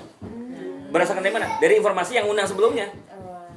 Dari lokality sebelumnya. Sebelumnya kan saya Los Angeles. Tanya orang Los Angeles. Gimana? Los Angeles orangnya kayak gimana? Oh gini. Oh dia gaul berarti kamu. Jadi ngerti gitu. Tiba-tiba yang didatengin nih busnya orangnya gaul. Yang jemput orangnya kaku. Ya udah nggak nyambung. Sehat. Apa kabar Sat? Gimana Jakarta Sat? Aman-aman Sat? Yang hadapin pejabat. Kalau sama si Ete Pak Ustadz overlap. Wah gitu sama saya Pak Ustadz udah. Iya kemana kita mau dari apa? Gaul ketemu gaul kan jadi cocok. Jadi kita hidup gitu loh. Jangan ada pendiam ya Pak Ustadz ya, garing. Atau sebaliknya, orangnya kaku, dikasih yang gaul. Resek banget panitia. Dia nggak nyaman loh. Hati-hati loh. Kita yang jadi nggak enak juga. Berisik banget Ya, sih panitia. berisik banget panitia. Gue mau tidur kayak gitu kan. Gua capek. Jadi jangan sampai salah orang yang ditaruh gitu. Jadi harus tahu itu sampai kelihatannya simpel ya, tapi itu membawa bekas loh. Iya, berkesan. Iya kan? Oke. Dah. Tinggal di mana? Itu kan menjadi persoalan, ya. Tinggal di mana? Kita berarti kan sudah tahu kalau dia tinggal di satu tempat, ya. Tempat ini memang satu nyaman buat dia. Kenapa? Dia kan full kegiatan. Ya. Harus dipikirkan gimana caranya, apa yang membuat beliau ini tetap fresh. Supaya dia bisa memaksimalkan apa ya? Segenap waktunya untuk jamaah kan gitu. Ya. Sekali lagi jangan terus nanti Mbak Sita jadi repot sendiri. Ini saya ngomongnya bukan untuk yang sekarang ya, untuk berikutnya nih Mbak Sita ya. Jangan waduh. Saya misalnya kayak di DC itu sampai 4-5 event Bu saya sehari. Yang resminya 3, tapi saya bikin 2 agenda lagi yang terpisah. Kayak gini nih di luar agenda nih. Saya sengaja create kayak gini, nggak apa-apa, nggak ada masalah. Saya mau kopi aja gitu. Tuh malam, saat perlu ini nggak? Masas. Kita ada yang jago jamaah kita. Gitu. Oke. Oh subhanallah Bu. Besok Bu, seger lagi Bu gitu loh. Itu contoh gitu, contoh. Itu kasih, nih dopingnya nih Ustaz, madu Ustaz. Nox Terus ini, apa? hah? Nox Spa? Apa? Udah tawarin. Jangan nanti astagfirullah banyak. Artinya apa saja yang kita bisa pikirkan bisa memaksimalkan potensi beliau ya, jangan sampai sakit ya, benar-benar cukup istirahatnya supaya nyaman gitu ya. Itu kita pikirin benar-benar supaya maksimal. Saya Bu pakai AC aja buka baju. Saya pakai AC aja buka baju. Itu artinya apa Bu? Pakai artinya I need. Beda lagi ada ustadz ya Bu. AC dimatiin kedinginan. Iya. Saya tuh justru gitu. Kayak saya minum biar berbagai aneka minuman, nggak ada esnya saya nggak sentuh Bu. Ini contoh, ini hal-hal seperti ini kan style taste-nya orang-orang lain-lain gitu loh, ya, gitu loh. Jadi kita bisa lihat dari sisi itu. Kemudian yang berikutnya adalah keluarga yang ketempatan, ya. Nyambung nggak? Atau kalau tidak nyambung, si keluarga itu bisa menyesuaikan dengan style daripada ustadz yang bersangkutan gitu. Ada juga tuh saya pernah di satu rumah, suami kerja, istri kerja, anak-anaknya Bu semua Bu ini Bu patung, tahu patung Bu? Diam. Cucu gitu. Sahur, cucu gitu. Seragam. Jadi aduh gimana kita jadi kayaknya merasa kayak nginep sekalian aja nginep di hotel maksud saya gitu. Iya. Kalau begitu kan. Jadi nggak ada tuh yang namanya kita interaksi segala macam tuh nggak ada gitu.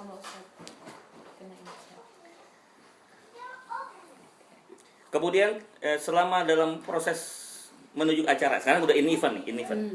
Pada saat in event, apa requirement yang dibutuhkan Ustaz?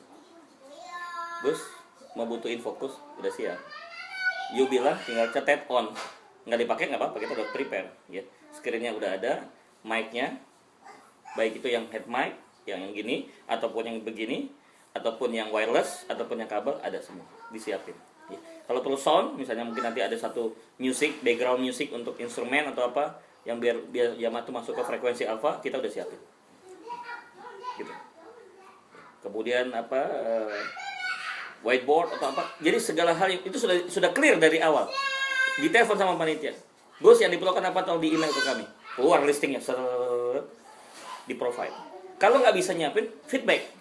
Supaya Pak, yang bersangkutan bikin skenario kedua, Bu. Oh, berarti nggak ada. Oh, sorry nih Gus, di sini kita belum ada fokus gitu. Oke. Alternatifnya aja deh, whiteboard. Gitu maksudnya.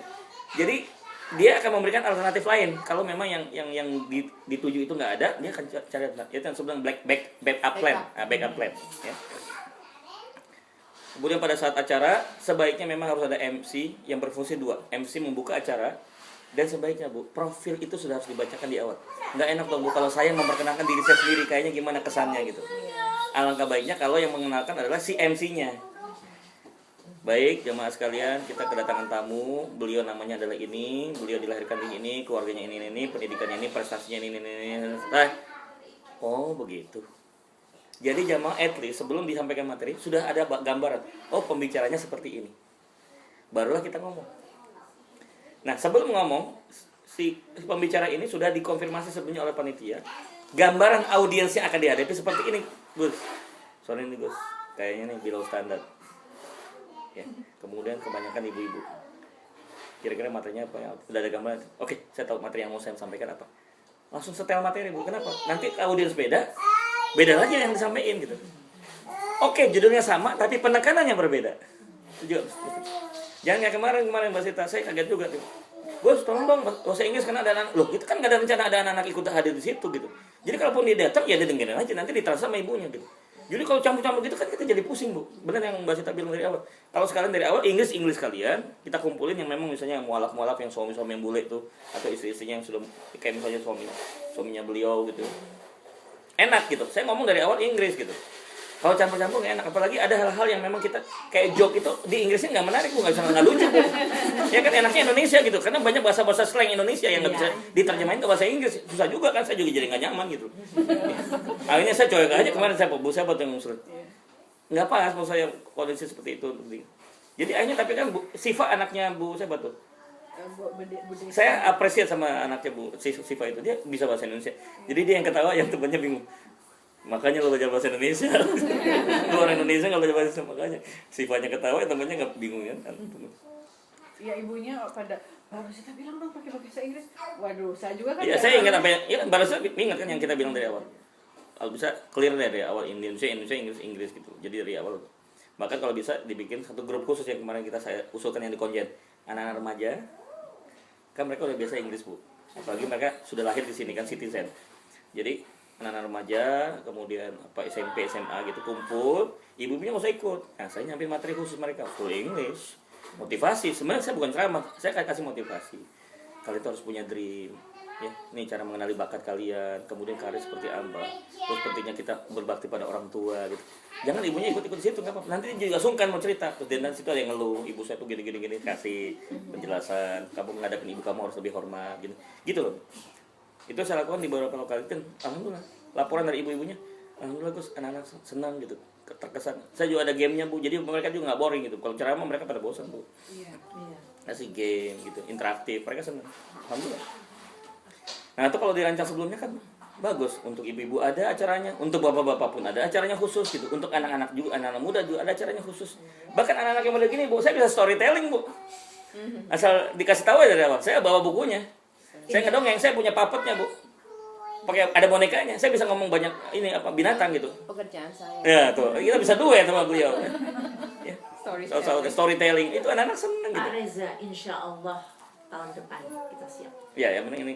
Makanya kita terangin ini supaya nanti bukan hanya buat saya aja, Bu. Siapapun ustadz yang datang, kita bisa create dengan cara seperti ini. Sehingga wah, San Francisco luar biasa, well organized gitu kan. Jadi kan enak kita didengarnya gitu kan, kayak begitu. Oh, well organized gitu kan. Itu in event, saat event ya. Memastikan bahwa materi itu berjalan dengan maksimal dari pembicara kepada audiens. Pertanyaan jangan dipotong. Biasa suka ada tuh yang begitu, belum selesai nyaut itu harus MC. Maaf Bu, selesaikan dulu Ustadz ngomong. Setelah itu baru kita tanya jawab. Nanti ada moderator, siapa yang mau nanya? Tolong, ya silakan yang tunjuk tangan langsung tanya. Jadi arus pertanyaan. Terus kalau tidak relevan, mohon Bu dikembalikan ke topik utama. Suka kan Bu? Ada yang bikin ngaco. Pertanyaan yang bikin pusing gitu. Ustadz gini-gini, dia mau nyari ini, maaf, nyari perhatian. Biasa, tuh ada Bu, contohnya di Chicago ada yang kayak begitu. Dan tidak disenangi oleh yang lain. Selalu troublemaker nih orang nih Bu, nih ibu-ibu nih selalu pengen cari perhatian gitu. Padahal teman-teman tuh tahu sehari-hari tuh dia kayak gimana gitu loh Bu. Pokoknya dia tuh pengen cari muka di depan Ustadz. Karena MC sudah tahu, saya sudah jelaskan. Udah MC, maaf. Sementara itu, saya pun nggak nanggapin. Terima kasih atas pertanyaan. Ada pertanyaan lain gitu. Jadi saya nggak tanggapin gitu. Terima kasih. Ada pertanyaan yang lain gitu. Kalau nggak gitu nanti makin ini jadi dia gitu loh. Ini salah satu. Dia ngabisin waktu Bu gitu. Terlalu mendominasi juga gitu. Kemudian post event. Setelah selesai. Ada satu lagi event kayak gini, perekaman. Nggak semua orang bisa datang di acara itu. Bukan dia nggak mau datang Bu, karena ada keperluan. Sayang dong kalau nggak ada dokumentasi. Di samping ada foto-foto untuk memori. Yang kedua apa? Video. Di beberapa tempat Bu, saya di shoot khusus Bu. Ada panitianya khusus yang bagian dokumentasi. Di shoot, dijadiin CD Bu. Dijadiin CD, dikasih judul. Yang mau beli silahkan. Nanti hasilnya Bu dibuat masjid. Gitu. Buat pengurus, saya nggak ngambil keuntungan. Buat saya apa? Pahala saya jadi bertambah gitu. Atau kalau nggak sempat bikin CD-nya apa? Di-upload di YouTube. Ibu-ibu yang ingin dapatkan materi Ustadz Reza atau Gus Reza yang belum sempat kemarin datang, bisa cek di YouTube alamatnya ini, kasih lewat informasi lewat email atau lewat Facebook group. Dengerin dia sambil ini persiapin sahur atau persiapin buka sambil masak. Oh, materinya ini. Jadi kan dapat juga. Bahkan di waktu itu di mana ya? Di Washington. Di Washington kalau Washington DC. Itu dipakai Ustream Bu. Jadi mereka udah siapin laptop. Yang datang Bu cuma 30 orang. Tapi yang ikut online di acara saya itu 300. Kadang nggak bisa datang semua ke situ. Kalau 300 datang rumahnya juga nggak cukup. Kita juga tahu diri gitu. Jadi mereka standby di laptop masing-masing di rumah. Mereka dengerin aja lewat laptop. Pakai Ustream namanya. Nah ini kan mesti yang punya, yang ahlinya di bidang itu. Macam mungkin Pak Udin tahu kali ya. Ini. Coba di-create. Ari. Ya. Kita punya. Nah, jadi Ustream.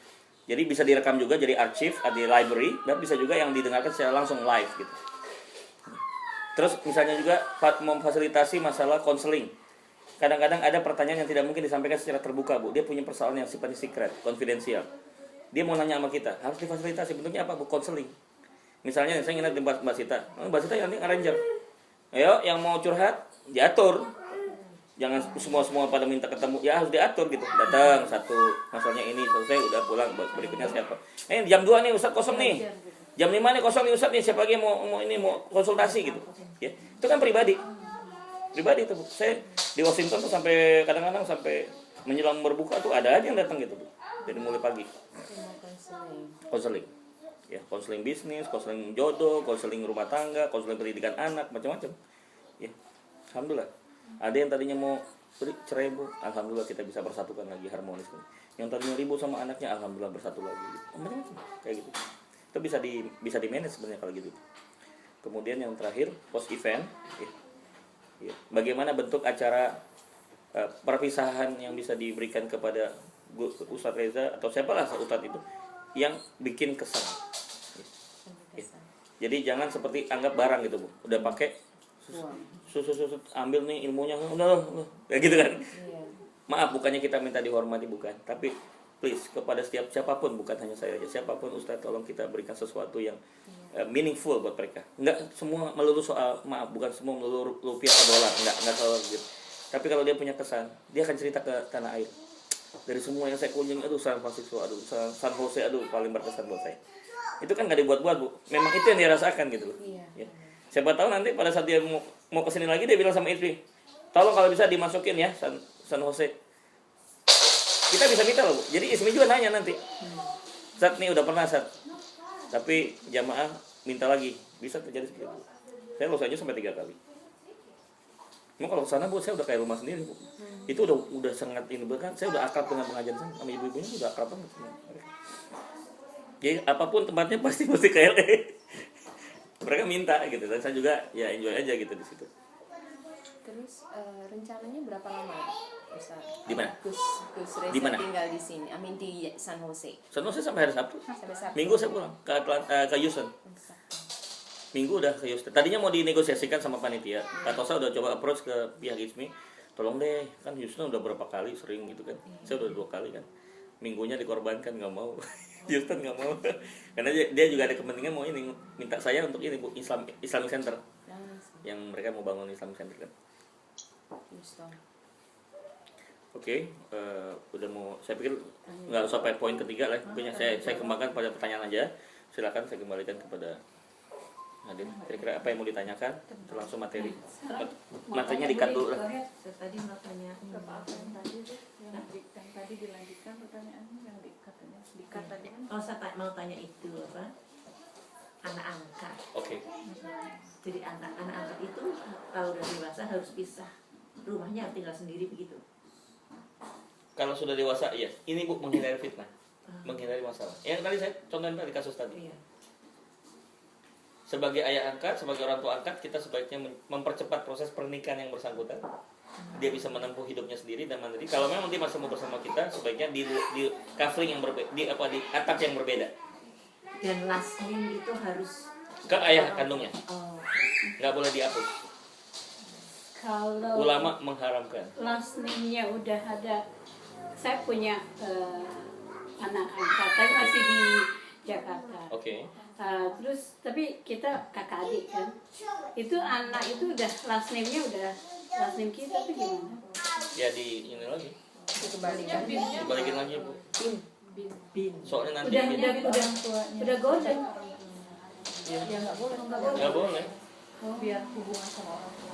Walaupun masih ada ikatan darah, kan maksudnya kakak adik Masuk kita mau Bapaknya putus, bukan- kita mau putus nasab nggak bisa. nggak boleh. Nasab itu nggak boleh diputus. Biarkan dia mengetahui jalannya. Even ayahnya ke orang Kristen, harus tetap binnya bin ayah. Ini udah dibuat semuanya aktenya apa? Oh, itu kan lain. Itu kan itu kan. Tapi hukumnya nggak bisa. Gitu. Sama yang wali juga Pak ya. Kalau menikahkan anak. Ya sebaiknya satu orang tua kandungnya, ayahnya berarti kan yang menikahkan, atau adik atau kakak ayah, oke, Saudara dari ayah. saudara dari ayah, atau kakak kandung atau adik kandung laki-laki. Itu dulu diutamakan. Itu kakak kandung. Kalau udah nggak ada lagi, keluarga yang ada siapapun mau wali nikahkan kepada penghulu. Biar netral Bu, penghulu itulah nanti yang menikahkan. Dia bukan mewakili tapi diserahkan amanah untuk menggantikan Wali hakim. sebagai wali hakim. Tapi yang kebanyakan di Indonesia seperti saya sendiri, saya tidak ada nama embel-embel belakang nama orang tua. Itu bagaimana itu, Ustaz? Iya, artinya nanti kan pada saat menikah, coba lihat di akte nikah, ada nggak bin sama bin? Pasti ada. Iya, bin Coba. bukan last name. Iya. Ada nggak akte nikah? Ada di, iya ada. Ada di masjid ada. Masya Allah. Ada di masjid ada, tapi saya harus cek lagi tuh. Tapi tetap ya, saya ini bicara hukum standarnya dulu ya Bu ya. Tapi sebenarnya di atas segalanya tetap Islam itu adalah yassiru wa la tu'assiru, dipermudah jangan mempersulit. Kalau kita dalam kondisi udah benar-benar emergency, jangankan itu loh Bu, daging babi aja bisa halal. Iya. Iya, kalau Maaf, udah. tapi tolong jangan digampang-gampang. Kalau masih bisa diurus, uruslah Bu. Kalau Iya. pun mentok, ya Allah tahu apa yang menjadi. Allah udah melihat usaha kita. Insya Allah kita istiqomah dan taubat aja. Insya Allah kalau ke Jakarta diurus lagi. Ya, Ada kasih. pertanyaannya saya sering mendengar curhat dari ibu-ibu banyak gitu menceritakan bahwa ya seperti yang saya lihat biasanya alhamdulillah kecenderungan ibu-ibu tuh jauh lebih saleh dari Oh suami-suaminya iya, gitu. di banyak tempat begitu saya lihat. Iya, terus banyaknya aduh gimana nih Semua suami. nggak menasihati Suami. suami supaya lebih ini supaya nggak juga tersinggung gitu loh. Oke. Gimana cara approach yang baik. Oke. Besok sebenarnya kan materinya. Oh di sana. Besok sebenarnya materinya. Tapi maksudnya pertanyaannya pada Walaupun saya nggak membuat judul itu nasihat buat para suami kan, tapi saya buat agak lebih soft baiti janati. Tapi nanti lebih banyak materi yang saya berikan tuh buat suami. Iya. Dan Oh, terus ya, buat begini, suami. Pak. Iya, tapi jangan bilang begitu. Karena kan buat ibu-ibu saya udah kasih kemarin yang dibuat Bu Ari Quick. Iya. Itu buat ibu-ibu sebenarnya, walaupun bapak mana ada yang dengerin kan, saya nggak pedulikan, saya fokus pada ibu-ibu. Nah nanti yang Jumat itu di rumahnya Bu Hildi, kan nanti ya, Iya. itu saya akan fokuskan lebih banyak ke bapak-bapak, walaupun sedikit buat. Jadi tolong yang punya masalah dengan suaminya, hadirkan beliau, diusahakan gimana caranya, yakinkan beliau untuk hadir gitu, sehingga dia dapetin materinya. Jadi istilahnya ibu minjem omongan ibu lewat mulut saya, Iya. ngerti nggak? Sekarang apa yang mau dicurhatin sampai ke saya, supaya nanti kontennya saya masukin, Iya. ya, gitu. Tolong nanti kasih tahu apa yang misalnya diperlukan. Contoh yang paling gampang, soal kewajiban suami terhadap istri. Banyak suami itu berpikir kalau udah ngasih uang belanja cukup. Maaf, salah besar. Ada 3 lagi yang belum dibahas. Apa tuh? Nafkah intelektual, nafkah spiritual, dan nafkah istri sendiri. Kalau dibedakan, nafkah istri dengan nafkah keluarga beda loh. Kalau keluarga itu artinya apa? Ayah, ibu, anak. Itu yang disebut dengan uang belanja, Bu. Oke, itu udah banyak suami udah tahu. Tapi yang kedua banyak lupa, nafkah istri. Semua keperluan ibu dari ujung kaki sampai ujung rambut. Tidak boleh sekalipun istri mengeluarkan uang. Itu harus suami. Maaf. Even suami udah istri punya penghasilan, utuh, kewajiban. nggak boleh diambil. Itu hak. Penghasilan istri tidak ada hak suami. Di dalam penghasilan suami ada hak istri. Yeay. Itu saya mau jelasin nanti. Pulang Pak direkam. Tapi alhamdulillah Nggak Pak. kerja aja kok. Buat temen-temen yang lain ini di Jakarta ini banyak yang Contoh. Suami Ya, saya contoh. nggak mau tahu gituan. Saya punya mobil 2, maka satunya itu atas nama istri, Bu. Saya yang belikan, saya hadiahkan buat istri, dan itu harus atas sama istri. Istri. In case tiba-tiba saya meninggal, itu adalah hak dia. Jadi jangan ribut lagi, Bu, harta gono gini mana pembeli, nggak usah bagi-bagi gitu lagi. Udah jelas. Rumah, karena kami baru punya satu, ya, satu apartemen kami jual. Itu saya istri, Bu, saya nggak punya rumah. Jadi kalau saya ini cerai sama dia, itu rumah istri saya, nggak boleh saya ambil. Saya harus mulai bangun lagi dari pertama dengan istri yang baru, maaf gitu, gitu, Bu. Tapi kalau ada 2, boleh share. Gitu. Baju apa segala macam itu, ya sampai termasuk maaf perawatan tubuh yang namanya pedicure, manicure, lulur, krimbat segala macam facial. Itu paling nggak, Bu. Carlos, ya. Perawatan wajah itu saya paling tidak 2 minggu sekali itu saya kasih anggaran untuk beliau, untuk istri saya supaya bisa merawat tubuhnya gitu. Ikut fitness, ikut gym apa segala macamnya. Yang apa tuh yang kayak yoga apa namanya tuh? Pilates ada ya, pilates ya. Ya, Terus? soalnya kalau di Indonesia istri kebanyakan membiayai hidup sendiri tuh Pak kalau di Jakarta karena kan Berarti nggak ngerti, entah istrinya Iya. nggak tahu haknya atau suaminya pura-pura nggak tahu gitu. Yang ketiga adalah kewajiban nafkah ilmu. Suami punya kewajiban memintarkan istri sanggup, maka istrinya itu disekolahkan, melibatkan pihak ketiga, ngerti nggak? Saya bilang sama istri saya, Dek, nih duit, ini duit 75 juta, kamu ambil MBA program di UI pasca sarjana. Terus nanti anak-anak, enggak, saya udah ambil 2 pembantu, tenang, anak-anak beres, kamu udah fokus di kuliah. Itu, Bu, karena saya nggak mampu memintarkan, karena nggak punya waktu, saya melibatkan pihak ketiga, saya modalin dia biar kuliah, supaya apa? Kalau saya bicara masalah bisnis dia udah nyambung gitu loh. Daripada saya nanya sama yang lain, perempuan lain, mendingan saya tanya sama istri saya, dia udah sekolah MBA kok. Bahkan saya bisa membangun perusahaan bersama dia. Saya suruh dia bagian-bagian manajemen keuangan kan, manajer keuangan, bosnya tetap saya gitu kan. Dia jadi pegawai saya. Di kantor saya itu manajer keuangan istri saya, Bu. Saya gaji dia tiap bulan. Formil, profesional. Karena dia juga walaupun dokter tapi jago masalah accountingnya bagus. Sampai orang pajak tuh geleng-geleng. Ini dari semua laporan paling rapi nih perusahaan Pak Reza nih katanya. Ya, istri saya tuh bikin, padahal dia seorang dokter. Nah itu karena kita latih, Bu. Yang berikutnya apa? Nafkah spiritual. Tidak ada ustadz yang paling tepat buat istri kecuali suaminya sendiri. Jadi harusnya, Bu, suami itulah ustadz ibu yang terbaik. Berhubung banyak suami yang tidak berfungsi sebagai ustadz, Gus Reza jadi korban. Jadi ustadz untuk semua ibu-ibu. Contohnya yang kita lihat kan kemarin di rumahnya Eric Quick, nanti di tempatnya Bu Hilda, kan gitu. Coba bayangkan kalau suami sudah berfungsi sebagai ustadz, berkurang dong beban kami, Bu. Kami bisa ngurusin anak dan istri kami sendiri kan. Tapi kami nggak boleh Kalau di egois. Indonesia kan ustadznya banyaknya ibu, hak kewajiban ibu ini lebih cenderung ke ibu. Ya, itu berarti kan ustadznya nggak seimbang. Pak Reza, saya mau nanya Oke, jelas ya tadi? Ya. Oke, silakan. Nggak, kalau di Indonesia itu kadang-kadang teman gitu ya, kadang-kadang suaminya tuh mikir, istri saya uangnya lebih banyak daripada suami. Oke. Itu dalam Islam itu gimana? Karena kebanyakan tuh kayak teman saya gitu kerja, misalnya dia lawyer gitu ya istrinya, Oke. terus suaminya tuh di bawah dia gitu. Oke. Jadi semuanya tuh istrinya gitu yang megang Oke. dominan gitu. Oke. Tergantung komitmen awal untuk nikah. Kalau pun ada perubahan komitmen, dibicarakan lagi. Recommitment. Renewal komitmen. Contohnya gitu. Kalau nanti misalnya, ya, ternyata istri diizinkan untuk mencari nafkah, Ada? dan nafkah itu lebih besar dibandingkan suaminya, tidak mengurangi rasa respek dan hormat si istri terhadap suami di rumah. Tolong. Jadi saya mesti banyak ngingetin para istri. Bu, walaupun ibu gaji lebih tinggi, janganlah membuat ibu tidak respect sama suami. Kalau di rumah itu tanggalkan semua jabatan. Jangan tuh teman-teman gaji lebih tinggi nggak mau cium tangan sama suaminya. Tuh, Ustaz, gaji saya 2 kali lipat dari itu. Kenapa saya cium tangan sama gaji yang di bawah saya? Nggak ada hubungan. Maaf. Bukan saya bosnya di kantor. Ya itu kan di kantor, di rumah bosnya siapa? Suami. Jadi tolonglah bu ibu, down to earth. Jangan karena merasa, nah ini yang jadi persoalan. Banyak suami itu nggak mengizinkan istri bekerja. Punya penghasilan, takut nanti punya penghasilan, punya posisi lebih besar, beralih leadershipnya di rumah. Itu yang dikhawatirkan. Walaupun sebenarnya itu bukan cara yang bijak buat seorang suami, melarang istrinya untuk tidak bekerja. Kalau saya komitmen aja, boleh kerja. Kayak istri saya dokter, saya boleh kerja bu, tapi 2 kali seminggu. Selebihnya apa? Utamanya kamu adalah ngurus suami dan didik anak. Dan kamu dari hasil kamu punya tabungan kamu utuh, saya bilang.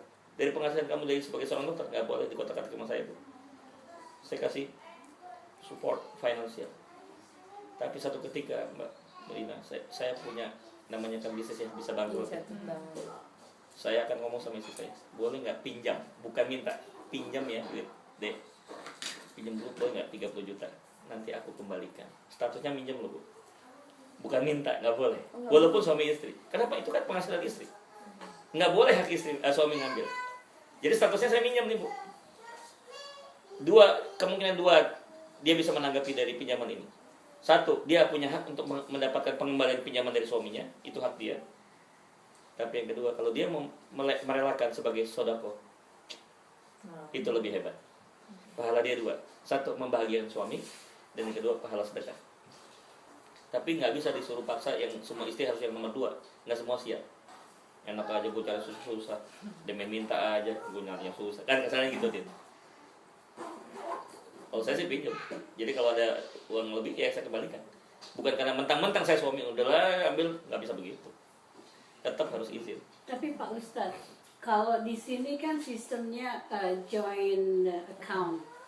Jadi suami istri itu berdua kan, walaupun gaji istri dan suami campur. Oke. Nah terus apalagi suami saya kan mualaf, dia nggak ngerti pinjem atau apa. Oke.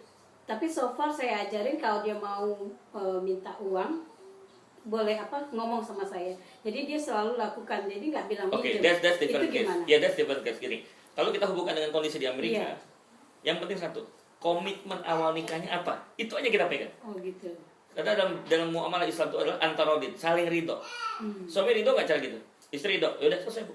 Oke. Jangan nanti diungkit-ungkit lagi. Iya, Loh iya. kan kita udah komitmen di awal, Iya. joint account, clear udah. Itu yang harus dipakai dan tertulis, mohon maaf. Oke. In case tiba-tiba terjadi, maaf kita bukan curiga sama suami bu, enggak, bukan juga kita gimana gitu ya. Karena di dalam surah Al-Baqarah ayat 282 itu ayat terpanjang dari semua surat di Al-Quran. Itu isinya tentang apa bu? Diwajibkan untuk melakukan penulisan pada saat transaksi, sekecil apapun transaksi harus ditulis, mencegah terjadinya keributan di kemudian hari. Saya bisnis sama ente, saya bisnis sama dia, tiba-tiba nggak ditulis, terus masing-masing lupa, kecewa nggak? Ustadz bisnis begitu, nggak bisa dipegang omongan. Bisa aja nuduhnya begitu, padahal sebenarnya saya nggak salah. Tapi karena nggak ada bukti tertulis, akhirnya apa? Semua orang ngomong sesuai dengan opini dia kan. Tapi kalau tertulis kan enak, nih ada buktinya. Ustadz ada buktinya loh Ustadz. Ustadz kan minjem, dan janjinya mau kembalikan. Kenapa Ustadz nggak kembalikan? Clear. Cara ngomong sama suami gimana kan? Udah lama begitu. Saya tidak mementahkan. Ibu ridho nggak cara itu? Oh gitu. Ridho? Ya sudah, nggak usah dibicarakan. Oh sih ya. Maksudnya nggak usah dipaksa, apalagi ini mualaf, dipaksa untuk hal kayak begini dia belum paham. Jangan. Oke. Ibu ridho, dia ridho, clear udah, nggak usah kenapa dipersoalkan. Toh kita udah sepakat, intern rumah tangga udah beres. Ya karena kan saya baru dengar. Ya, ini nilai yang idealnya seperti itu. Iya. Penerapannya kembali kepada situasi kita masing-masing. Jangan terlalu Asalkan dipaksa. sama-sama ridho. Sama-sama ridho. Nggak apa-apa. Misalnya tadi saya bilang, suami lagi butuh duit. Istrinya ridho, udahlah mas, nggak usah kembaliin mas, mesti pakai pinjam mas. Loh, berarti istrinya ridho, ya udah, ya ambil aja nih mas. Tapi ridho, jangan sampai mentang-mentang aku suamimu loh. Masa aku harus kembalikan, nggak begitu namanya. Biar istrinya yang meridokan gitu loh. Udah, anggaplah infak lah mas. Nggak usah Tapi dihitung. kalau joint account, kenapa ya harus pinjam dan sebagainya? Kalau udah joint account berarti kan Ya udah udah milik ikhlas berdua. berdua. I know. Tadi kan Pak Ustadz berharap itu yang masalah itu. Jadi makanya saya pertanyakan boleh apa enggak. Iya, Terus iya. kalau memang udah lama ya udah. Iya, komitmen awalnya. Mengenai Iya. hasil sang istri, Pak. Kalau umpama si istri melakukan sesuatu untuk keluarga Indonesia, apa perlu minta izin suami dengan hasil jeripayah sendiri? Atau? Yang punya istri. Iya. Duit sendiri nggak? Nggak perlu ya, Pak ya? Alhamdulillah. Tetapi istri, Tapi suami kan perlu harus- tahu, iya, maaf memastikan apakah digunakan dengan cara yang halal, Iya. ditujukan untuk halal. Iya. Ya. Iya. Tiba-tiba istrinya diam-diam ya invest, dia buka invest tempat perjudian di Indonesia kan. Suami ikut dosa loh. Maaf, iya. istri berdosa, suami ikut nanggung dosanya. Suami berdosa, istri nggak nanggung dosa. Ini tolong di garis bawahi. Gini, kalau istri berdosa, suami ikut nanggung dosanya. Kenapa? Sebab dia leader. Loh, kenapa istri berdosa? Anda kok nggak ngingetin dia kalau berdosa? Tapi kalau suami berdosa, maaf ya, Bu, dia keluar rumah, dia melakukan maksiat, ibu nggak nanggung. Alhamdulillah. Nggak nanggung. Tapi tolong didoakan supaya beliau dijaga dan diberikan hidayah, dijaga ya. Jangan alhamdulillah. Biarin suami gue maksiat juga begitu. Alhamdulillah ya Pak ya. Iya, malah innalillahi ya innalillahi. Terus Pak Ustadz, kalau tadi sejak awal kan sejak awal udah dipetak-petak, ini punya istri, ini punya suami. Terus yang gono gini gimana? Gono gini itu terus bagaimana itu statusnya? Nah, saya nggak tahu di Amerika hukumnya seperti apa. Ya, di Indonesia. separuh. Iya, Pak. Ya, kalau di Amerika kita ikut aturan di Amerika kan. Jangan di Amerika, jangan di Islam. Iya. Itu yang gono Oh, gini. hukum warisnya ada jelas di surat An-Nisa, jelas Bu, nanti saya kasih ayatnya. Gono gini tuh gimana maksudnya? Itu istilah sebenarnya warisan. Oh. Ya, warisan. Ya. Ya, jadi itu harta gono gini itu bahasa orang umum aja, sebenarnya itu yang dimaksud adalah warisan. Yang penting begini Bu, ya di dalam peraturannya tuh laki-laki 2 kali lipat dibandingkan wanita. Itu yang prinsip utamanya. Nanti ada jabarannya Bu, istri, anak laki-laki, anak perempuan, saudara perempuan, macam Itu itu nanti. ada. Ada itu namanya hukum faraid. Ya. Jadi saya nggak bisa jawab sekarang, harus lihat case-nya dulu Bu, karena apa nanti kebijakannya beda-beda Bu, hitung-hitungannya berbeda lagi. Perannya, prosentasenya lain-lain, setiap kasus beda-beda lagi. Terus ada ini pertanyaan lagi Pak mengenai harta warisan, minta maaf nih. Bila ada Kok seseorang larinya malah ke sini? Oh, Kita kan hari ini manajemen dakwah. Bisa harta biasa. Ini jadi curhat pribadi semua ini. Kita kan rencananya ya maksudnya manajemen dakwah, gimana supaya disimpan dulu deh itu yang gitu-gitu. Ya kan? Gimana supaya ini sukses setiap ada acara kunjungan ustadz itu benar-benar maksimal kan gitu. Terus begini Pak, itu kembali ke manajemen dakwah. South Bay, Ceritain kita. ya artinya kelompok yang kita San Jose. punya ini, Oke. ini unik sekali Pak. Oke. Yang pertama semua perempuan, Oke. powernya itu semua perempuan. Mungkin bercerita ya, Setuju. dan perempuan. Motor. Terus yang kedua ini banyak suaminya itu bule-bule, Oke. mualaf. Saya juga. Ya, boleh. Saya orang Medan soalnya. Batak. Terus gimana Bu? Terus kita emang punya, kebetulan kita ada divisi pendidikan. Oke. Nah, divisi pendidikan itu banyak sekali ini. Oke. Kita punya visi dan misi segala macam. Nah, untuk suami-suami yang mu'alaf, Oke. ini memang challenge buat kita ya, untuk mendatangkan ustadz.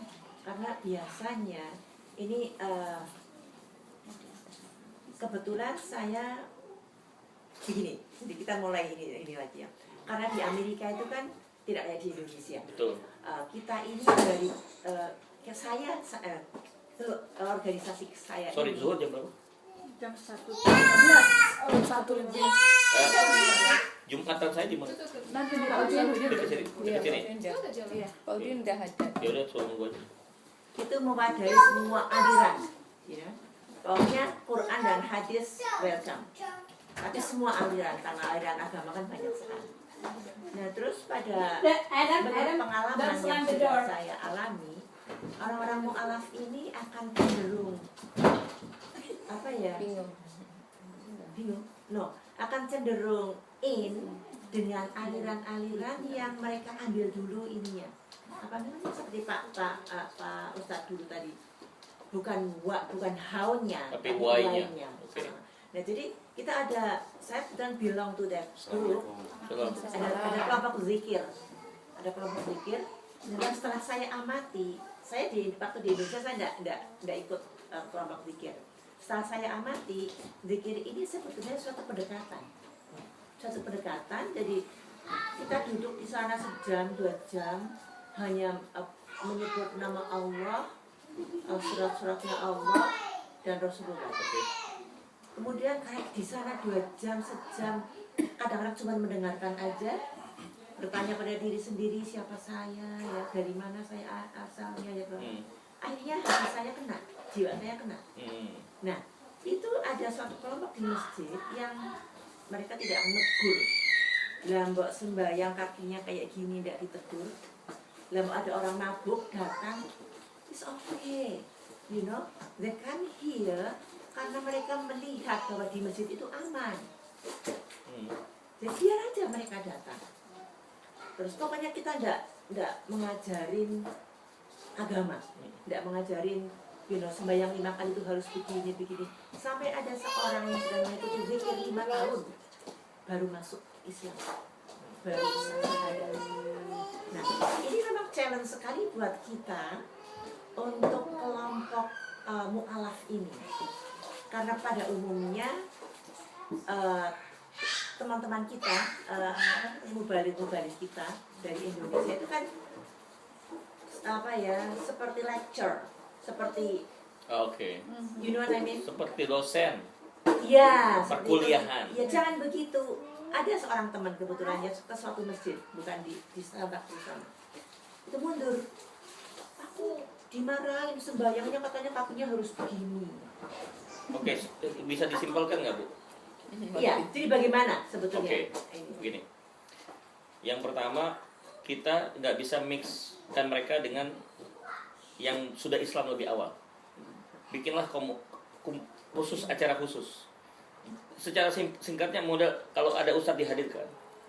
Kalau saya pribadi, saya menantikan semua mualaf dikumpulin.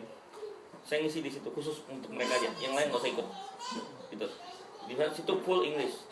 Kita bisa jelasin step by step. Gitu. Kalau bisa create, ya.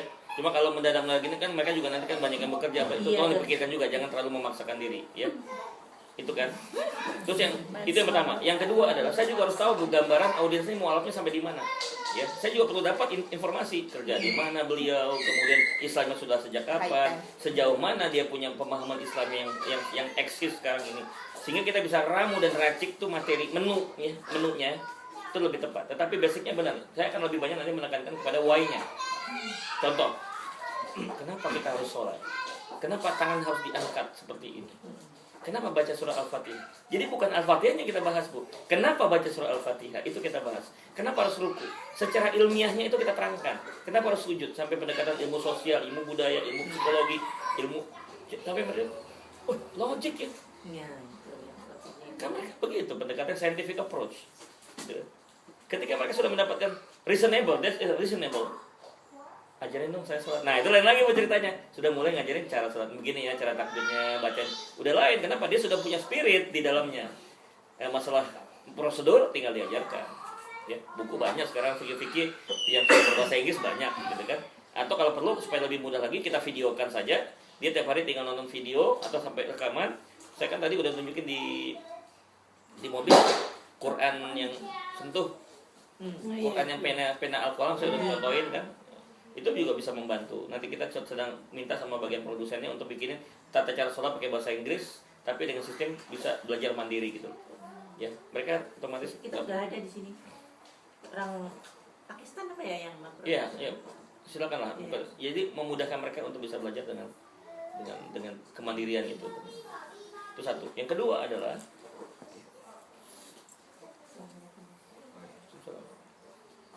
kalau kita berbicara sama orang yang masih awam, ya, jadi kita jangan memberikan sesuatu yang bersifat complicated kan? Ya kan? Ya. Jadi istilahnya gini lah Bu, kalau dalam Islam tuh prinsipnya kalau ibadah semua dilarang kecuali yang diperintah. Kalau bermuamalah semua boleh kecuali yang dilarang. Saya akan bilang seperti itu. Di Islam tuh gampang kok, cuma ada dua, perintah dan larangan kan gitu. Mulailah dengan yang mudah-mudah dulu ya. Kemudian terus meningkat sesuai dengan pendalaman mereka masing-masing kan. Itu yang penting pada mereka juga. Kemudian yang ketiga, nah ini tidak kalah penting, si istri juga harus bisa mengendalikan. Istri itu maunya cepat Bu, jangan bandingin sama suami orang lain yang memang dari awal sudah Islam. Ayo dong, masa kamu udah nikah sama saya udah Islam tapi kamu nggak sholat gimana sih kamu gitu. Istrinya nih apa Bu, pinginnya instant result gitu loh. Padahal program ini kan masih terus berjalan by proses gitu. Lantas apa yang diinginkan oleh kita kalau misalnya dia mau sholat karena nggak enak sama istrinya? Berarti kan bukan karena Allah juga kan. Biarkan dia tuh sholat tuh dengan kesadaran mereka sendiri. Insya Allah itu akan jauh lebih baik. Don't force them, but facilitate the chance for change. Dan ada juga yang kebetulan beragamanya lain walaupun kalimat Islam, tapi udah matchkan tuh. Iya, saya tahu agama Islam baik semua, nih sama dengan agama saya, gitu. Jadi just why don't we just jalan bersama-sama, gitu loh. Jadi susah sekali itu Pak yang kayak gitu. Itu juga ada. Ya jadi gini. Berikutnya kalau ada pernikahan lintas seperti itu, terutama bagi kita ya, utamanya saya utamakan wanti-wanti yang wanitanya. Si muslimah Indonesia ini waktu nikah sama orang non Indonesia yang mau jadi masuk Islam, itu harus siap dengan segala resiko dan konsekuensinya. Jangan udah menikah baru ngeluh di kemudian hari. Loh kan dulu yang mutusin nikah siapa? Kan Anda waktu itu berhak juga menolak, kan mereject dia punya lamaran kan. Jadi jangan terus nanti kita mau nikahnya setelah kejadian kita nggak siap dengan resiko dan konsekuensinya. Gitu. Sudah diperhitungkan dengan matang. Jadi jangan langsung gegabah ambil keputusan. Alon-alon asal kelakon. Gitu. Lebih baik sebelum nikah sudah dikondisikan dia. Jangan karena tiba-tiba dia mau alafnya karena pas menikah, itu biasanya harus diwaspadai juga tuh Bu. Akan balik lagi dia. Sebaiknya dia sudah 3 tahun sudah memahami Islam, baru di tahun ketiga atau tahun keempat dia baru menikah. Artinya dia sudah punya basic gitu. Dan basicnya jelas dari belajar Islam yang benar Bu. Kalau belajar Islam yang udah dari awalnya udah salah, itu ngerubahnya susah loh Bu. Kenapa? Itu sebagai satu agama pertama dalam hidup dia setelah dia berconvert kan. Contoh, begitu dia dapat yang begitu Bu, yang ekstrim, yang salah dikit bid'ah. Kita ajarin yang lain nggak bisa. Ini yang saya tahu Islam tuh bisa gini. Ribut terus sama istrinya. Nah istrinya moderat misalnya kan, rame nih urusannya kan gitu. Beberapa kali saya lihat yang seperti itu. Jadi dia nggak wise akhirnya melihat Islam itu tidak dengan cara yang tepat gitu. Urus jenggot gitu kan. Kemudian ini harus ini mata kaki gitu. Yang gitu Bu, yang dia which is itu good, itu nggak ada masalah. Tapi kan dia masih baru ya, dia belum punya perbandingan dari semua mazhab yang ada. Jadi dia hanya mengacu ke sini aja Bu. Istilahnya apa sih? Kacamata kuda. Pokoknya ini yang saya dapat dari ustaz saya sebelum saya nikah sama kamu tuh begini Islam yang benar gitu. Nih, lempeng aja Bu. Padahal mazhab dia ada 4. Bilang gitu. Iya betul. Suami saya. Di Islam sendiri kan ada syariat, hakikat, thariqat dan ma'rifat. Bagus semua kan maknanya kan? Iya tahu semua. Yang udah syariat jangan berhenti di syariat, naik lagi thariqat, habis thariqat hakikat. Tapi kalau udah naik jangan yang syariatnya ditinggalkan, mentang-mentang udah thariqat, zikir tuh sholatnya nggak pernah, kan nggak boleh juga Bu. Iya. Itu tetap semua jalan, syariat, thariqat, hakikat dan ma'rifat. Kecanduan kalau udah zikir Pak, kayak suami saya. Iya. Itu sudah masuk kepada yang namanya thariqat. Seperti itu. Oke, kita Jumatan di mana Pak? MCA. Berapa lama perjalanan dari sini ke sana? Setengah jam. Setengah jam. Setengah jam. Zuhur jam berapa? Jumatan jam berapa? Jam 1. Jam 1 pagi. Sekarang jam 1. Oh udah cukup. Iya, cukup kan? Kadang-kadang udah ada macet. Bukannya nggak mau terusin, Nanti malam kan ada ketemu tugas lagi. lagi.